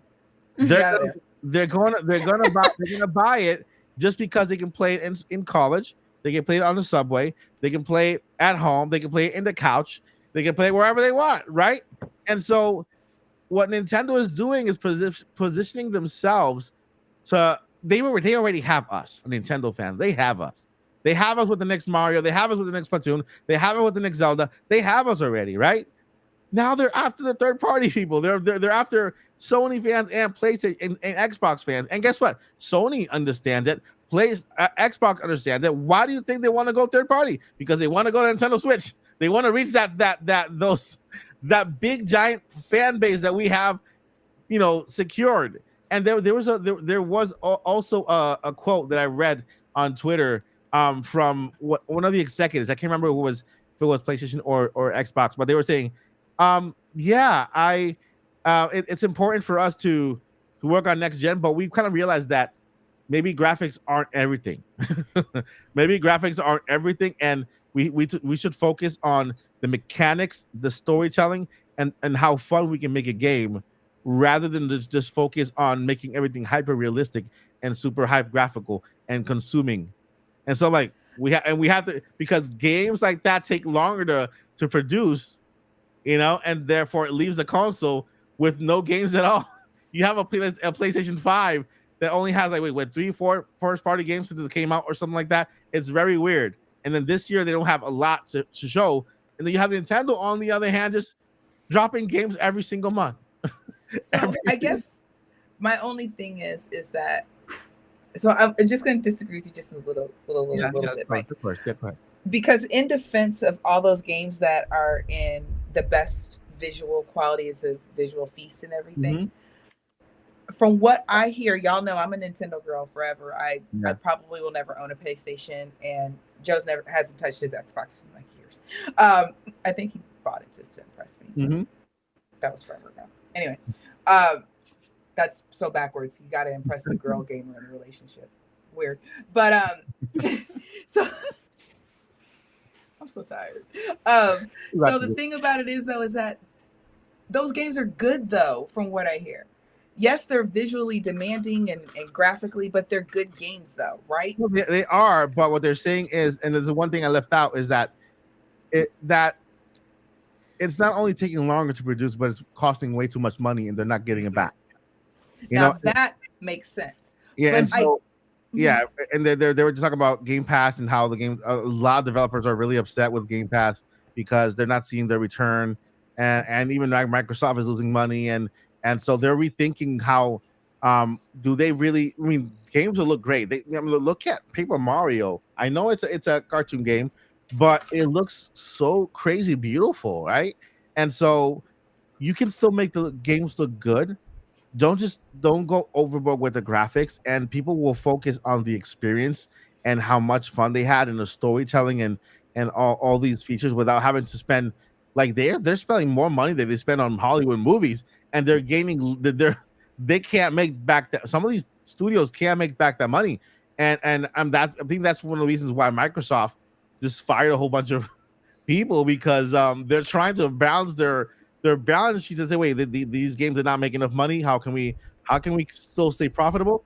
They knock down studios. That's the wrong way to do it, but that's the reason why they're doing it, so that they can look profitable when they're really not. So I don't always agree with Nintendo, but as somebody who works for corporate America, I really like the way they take care of their people. Yeah, they do, and they're. I really like that. When other companies are firing studios, Nintendo is hiring studios. You know what I mean? And so, in fact, every time Microsoft closes down a studio, they should just say, okay, so we're gonna give you all referrals for Nintendo. Just go apply over there. But all I'm saying is, I get exactly what you're saying. I just don't want those games to necessarily go away, or for them to feel like they have to pull back, because even though they're not my particular thing, Elden Ring, the Souls games, all those games are somebody's thing. Yeah. And I think, but wait, let me finish. I do think they need to be here, and I understand they cost a lot of money, but maybe they just shouldn't try to make them back to back. Kind of like Nintendo does it. Have Super Mario Odyssey, huge game, And then we're gonna have, Mario Party, and then we're gonna have 1-2 Switch, and then we're gonna have Snipper Clips, and we're gonna, you know what I mean? Some games that don't cost as much, but still you still get great quality. And then you get the big Breath of the Wild, and then little game, Splatoon 3. You see what I mean? I think that if they maybe did it that way a bit, they would definitely see a bigger return. But I don't want those games to go away. There are too many people who really like them. That would hurt my heart. No, I don't think I don't think that what they're talking about is the games themselves going away. I think is that how they make their games and how much they invest in their games. Yeah, but they should only be doing that for like maybe one or two games, or for those ones that they know are gonna hit. Like an Elden Ring. But maybe just not every single game has to be that. You know what I mean? And but still, it's just way too much money is going into that game, and that game is never gonna make. Is there so much money is going to that game that there's no possible way for that game to make a profit? That's what they're gearing to. That So they can spend $1 billion in the game and only make a few hundred million on it, and it'll never make a profit. And so it's a big loss for the studio. It's a big loss for the industry. And so what they're doing is what Nintendo's doing is I understand what they're doing. I get all that. So what Nintendo is doing, and what I love what they're doing is that they're taking the sweet time. They're getting there. They're gonna get there to the high graphical, high beautiful quality and everything. But they're taking the smart route, right? They're waiting for technology to kind of come to them, like AI plateau, AI upscaling, right? DLSS, all that technology. Xbox and PlayStation would have been using it in PlayStation 4 if it were back then to make better consoles. But Nintendo's kind of waiting for that technology to come over here, be more affordable to us in order to continue to make profits on the game. And so that's why, we'll see better games on Switch 2. We'll see more graphics on Switch 2, and we'll see games comparable to the next gen systems. And so I was going to also say, do you think that some of these games, not some of them, but I guess I wonder how more of a statement. I wonder how they're going to do if they come to Switch 2, even though they're older, because you'll get people like me who are like, I don't want to buy a PlayStation. I don't want another console or whatever. But you'll get me to try it if it comes on Switch. So, I think that's what Shiver's for. Yeah, hopefully Shiver will take care of that. Yeah, because if Shiver's able to make these big games small to fit on the Switch, then they also would have the same skill set to make these small games bigger, if that makes sense. To make these small games to squeeze the most out of them. Mm-hmm. All right. So with that, to sum up, Nintendo Switch 2 is going to be awesome. It's going to come with games, next gen system. They're putting all the pieces in its place so that when that system comes out, I mean, I just can't wait to see the next Mario, how it looks, right? The next Mario Kart, how is that going to look? How Animal Crossing is going to look? It's going to look amazing. I just can't wait. And then Nintendo's just doing all the right moves to get to that point, right? So we're going to have, in a perfect world, this is my perfect vision. So picture it. Switch to 2025. Okay, we got we're getting all the big Nintendo games. Mm-hmm. We're getting Nintendo ports, and then we're getting all the third party. That's just so many games. Are y'all saving your money? This your weekly your weekly service reminder. Save your money. If you got paid today, take a couple dollars, put it separately in your piggy bank. Okay, my piggy bank's over there. It's a real piggy bank. It's red. Her name's Miss Piggy. What's crazy about that too is Nintendo's got a direct coming in June. So I'm like, you don't know what else is coming for the Switch still before we get the Switch. I'm so psyched. Because whatever they give us is gonna be great because we've gotten everything. It's gonna be new. It's gonna be new. Speaking of the Switch, I've been waiting for Paul to say this all night, and I am so surprised he hasn't said anything because he is Mr. Salesman. Yesterday, they had announced that the Switch had outsold the DS family in Japan. So let's go ahead and let's let Paul end the podcast with that, and we're after Paul. After we go what do we call it? The segment JC. Oh, Better Call Paul. Better Call Paul. So Better Call Paul. Hashtag. Yeah, after we end with Better Call Paul, then we'll go ahead and then do the outro, and then because I know it's a little late. We're almost entering 2 hours when this is the hour podcast. We talked. We did algebra for an hour. And I didn't even monopolize the whole conversation. I know. No, you were great, Paul. You were great, Tracy. You're always great. I'm Paul number 2. And guys, next week, I promise next week, Q&A, we're gonna do it during the podcast. You don't have to super chat to be part of the podcast. We're gonna keep an eye on for your question or for your addition to any topic, and we're gonna highlight for you. Okay, just because we're not doing Q&A today, we're gonna go ahead and next week for the podcast, your questions are gonna be part of the podcast. So it's gonna be like a all together singing along happy tunes and holding hands and kumbaya thing, you know. Yeah. We're gonna have a Coke and smile. Yeah, and stuff. All right, so Better Call Paul. Paul, what's the what? Can you give us an update on that? And then I predicted something on Twitter when it comes to when Nintendo's gonna hit those sales. Can you elaborate on that and give us your opinion on that as well? Sure. The first question, I guess. Yeah. On the Nintendo DS thing, it's a little bit weird because I follow the Famitsu sales every week, so I knew. I mean, I think I was close enough that last fall I said by the end of April or May, Nintendo Switch will pass Nintendo DS in Japan. And I was really, really close. I wish I should see if I could scroll down and find that tweet because I had it down to like almost this week or something. However, Let me find it. I'm Oh, pretty sure I man, can find it real quick. it's gonna be some scrolling. Like I don't know, I don't know. But here's the weird thing: Nintendo kind of took a little bit of the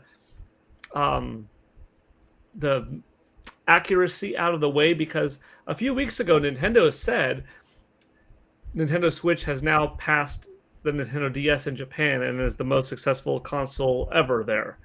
This announcement was a few weeks ago. So their own internal numbers for Nintendo Switch units in Japan must be a little bit different than Famitsu's. Likewise, their internal numbers of DS is different than Famitsu's because finally, as of this week, according to Famitsu, Nintendo Switch passed DS. But Nintendo said a few weeks ago that it already did.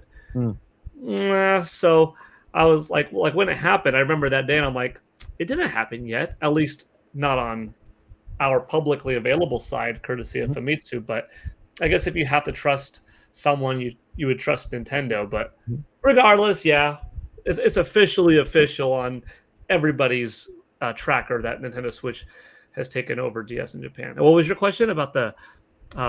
And the other is right now that was in Japan, so we still need to pass DS here in the United States. Yeah. And then after that we have PlayStation with 160 million, right? Supposedly. Was that your tweet? Yeah, that's just yeah. Was that your tweet about the sales, Paul? Yeah. I just kind of made like a little time. I was asking Paul. Oh yeah. If it was his tweet about the sales and the software. Because I found that one. Is it recent though? Kind of. Is sales from it was just here. Sales from May 13th through 18th. So that's now though, but like I mean, you're saying you made the prediction a year ago.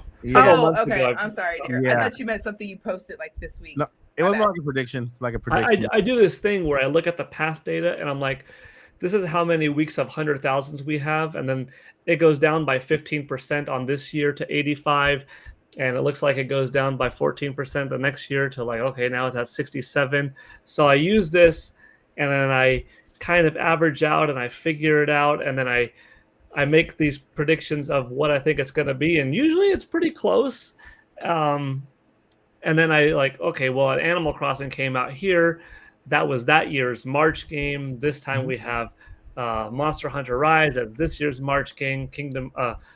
Kirby and the Forgotten Land that's this year's March game. So I give a little bit of a multiplayer boost to that. And I don't know. It's Nintendo math, or Math-tendo. Is Paul #, sales savant.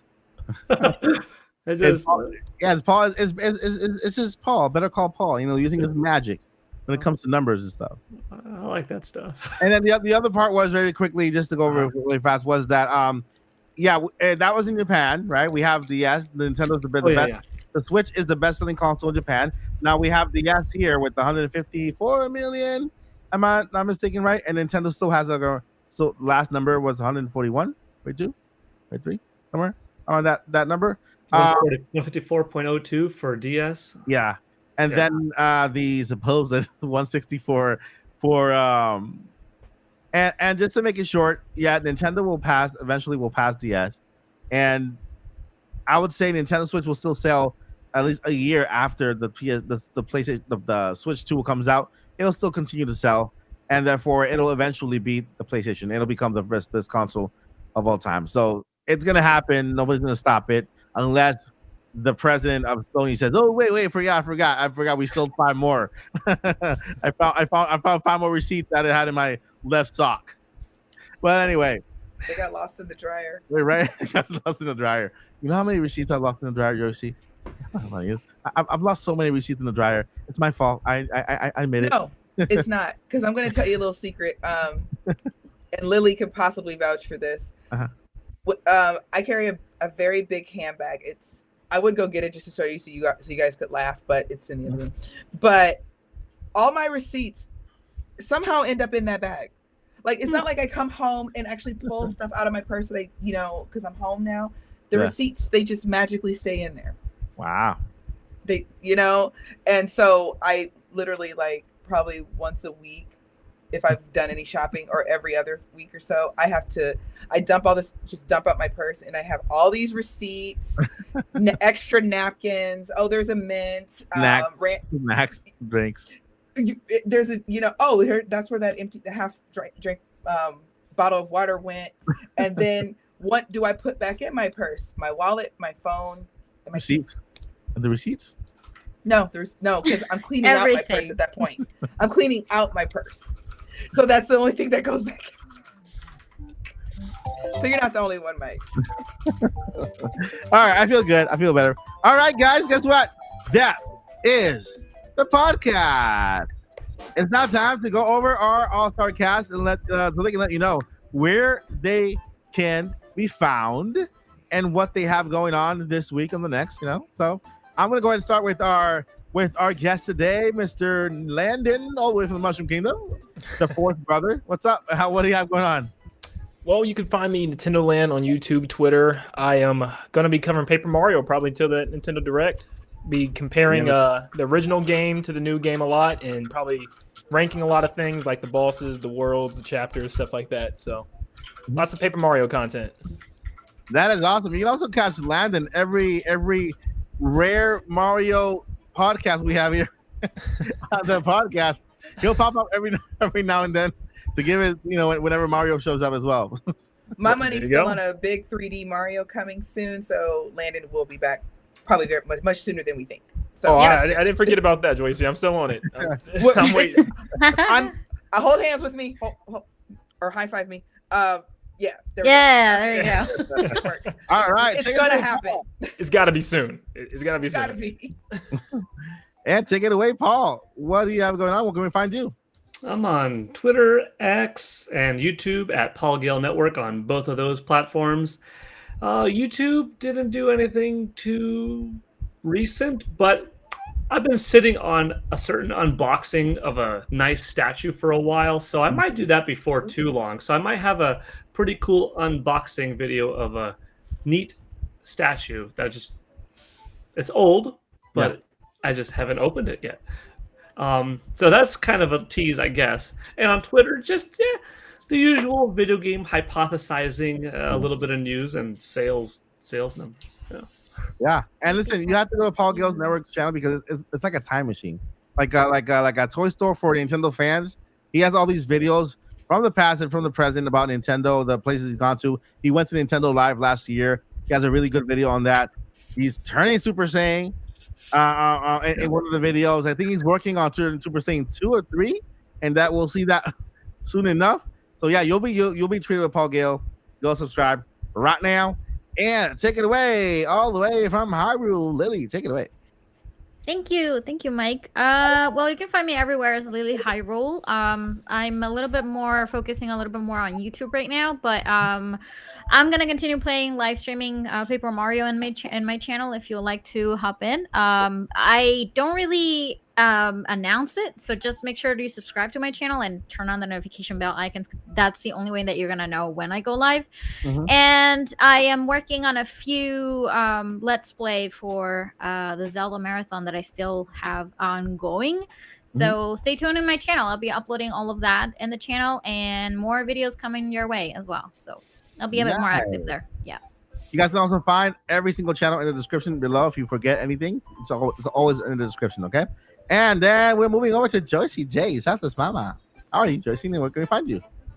I am Joycey J. I am on Twitter. I don't have a YouTube or anything. I'm sorry, guys. This is your home. Nintopics Podcast. This is your YouTube. Yes. Well, it's Mike's, but thanks to him, I get to be here. So yeah. But I'm on Twitter at DJ Joycey, just a crazy old lady who loves video games. And last but not least, Mr. Hendrix himself, the voice, Zach. The What voice. up? Andrew. So you can find me. Gotta mix it up a little bit. You can find me pretty much everywhere at Zach Hendrix Voiceover.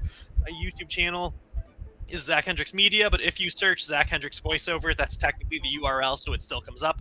And then on Twitter, I am Young Calf Zach, and yeah, that's pretty much it. I stream Smash on Fridays, but I have been getting my Discord server renovated by the guy who did Chick-fil-A's Discord servers, and he will finish that tomorrow. And so I will be doing Smash again starting next week, and I'm pretty excited about that. Quick question.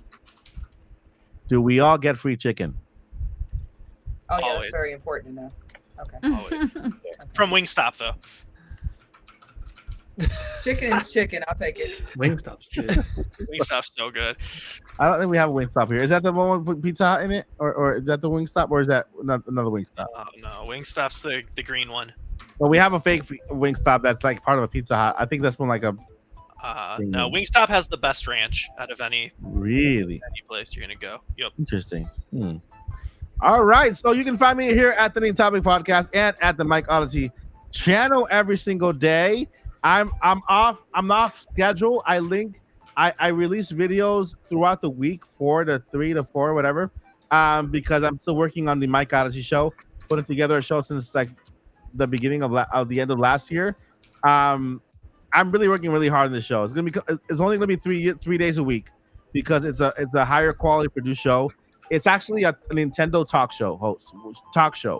Okay, so it's like pretend you're watching Jimmy Fallon for families. Okay, that's gonna be the Mike Odyssey show. We're gonna have about 10 minutes of not 10 minutes, 10% news, 10%. Let's call them doodads. Okay, 10% doodads. And then we're gonna have guests. We're gonna have confessions. We're gonna have a whole bunch of things in the show. It's gonna be really cool, and I can't wait to show you. It's happening very soon. I could be. Did you say confessions? Yeah, confessions. I can tell you right now. There's one of the segments called Controller Confessions, where one day Landon is gonna come up and just tell us all about his controller confessions, like things that embarrassing moments in his gaming life, and taxi cab confession. No. You weren't supposed to say it out loud. I read that. I'm like, I don't know what that is. But yeah. You weren't supposed to say that out loud. Hopefully nobody caught that. But anyway, yeah, this is a little segment that we might have in the show. It's always going to be random. You're never going to know what you're going to get, like the box of chocolate.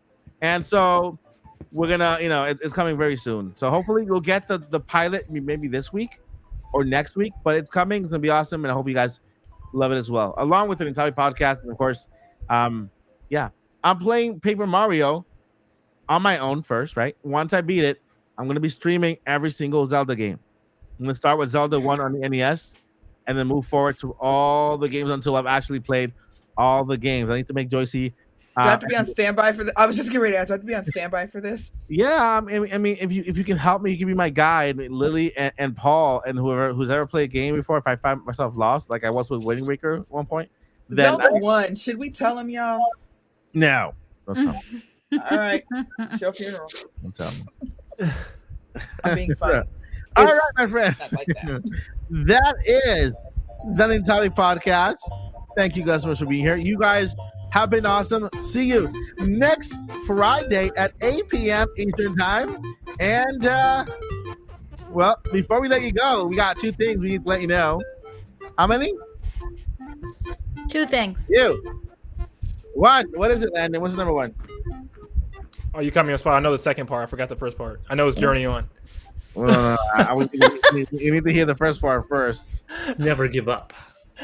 Never give up. Don't do that. And then I'll do the because we second need part. you. So we'll run it back. We'll run it back now. All right, so who said never give up? Why are you giving up, man? Why are you giving up? Never give up. And Landon? Journey On. Journey on. I was hoping you'd pick me because I was gonna say Toodaloo instead of Journey On. Toodaloo. To the what? Toodaloo. Wait. We have Toodaloo. to do the jazz hands at the end. We did do the jazz hands. You weren't ready. We'll have to do it again then. I didn't do it. Okay, I didn't do it. All right. Thank you guys for watching. We'll see you next Friday. 3, 2, 1. There you go. Good night, guys. Bye. Good night. Oh, it's going Bye. again. Bye. I'm looking for this end stream button. Hold on. Just in case. Oh, we're going again. Bye. Victor, We never it's get this a right. good one, isn't it? Yeah.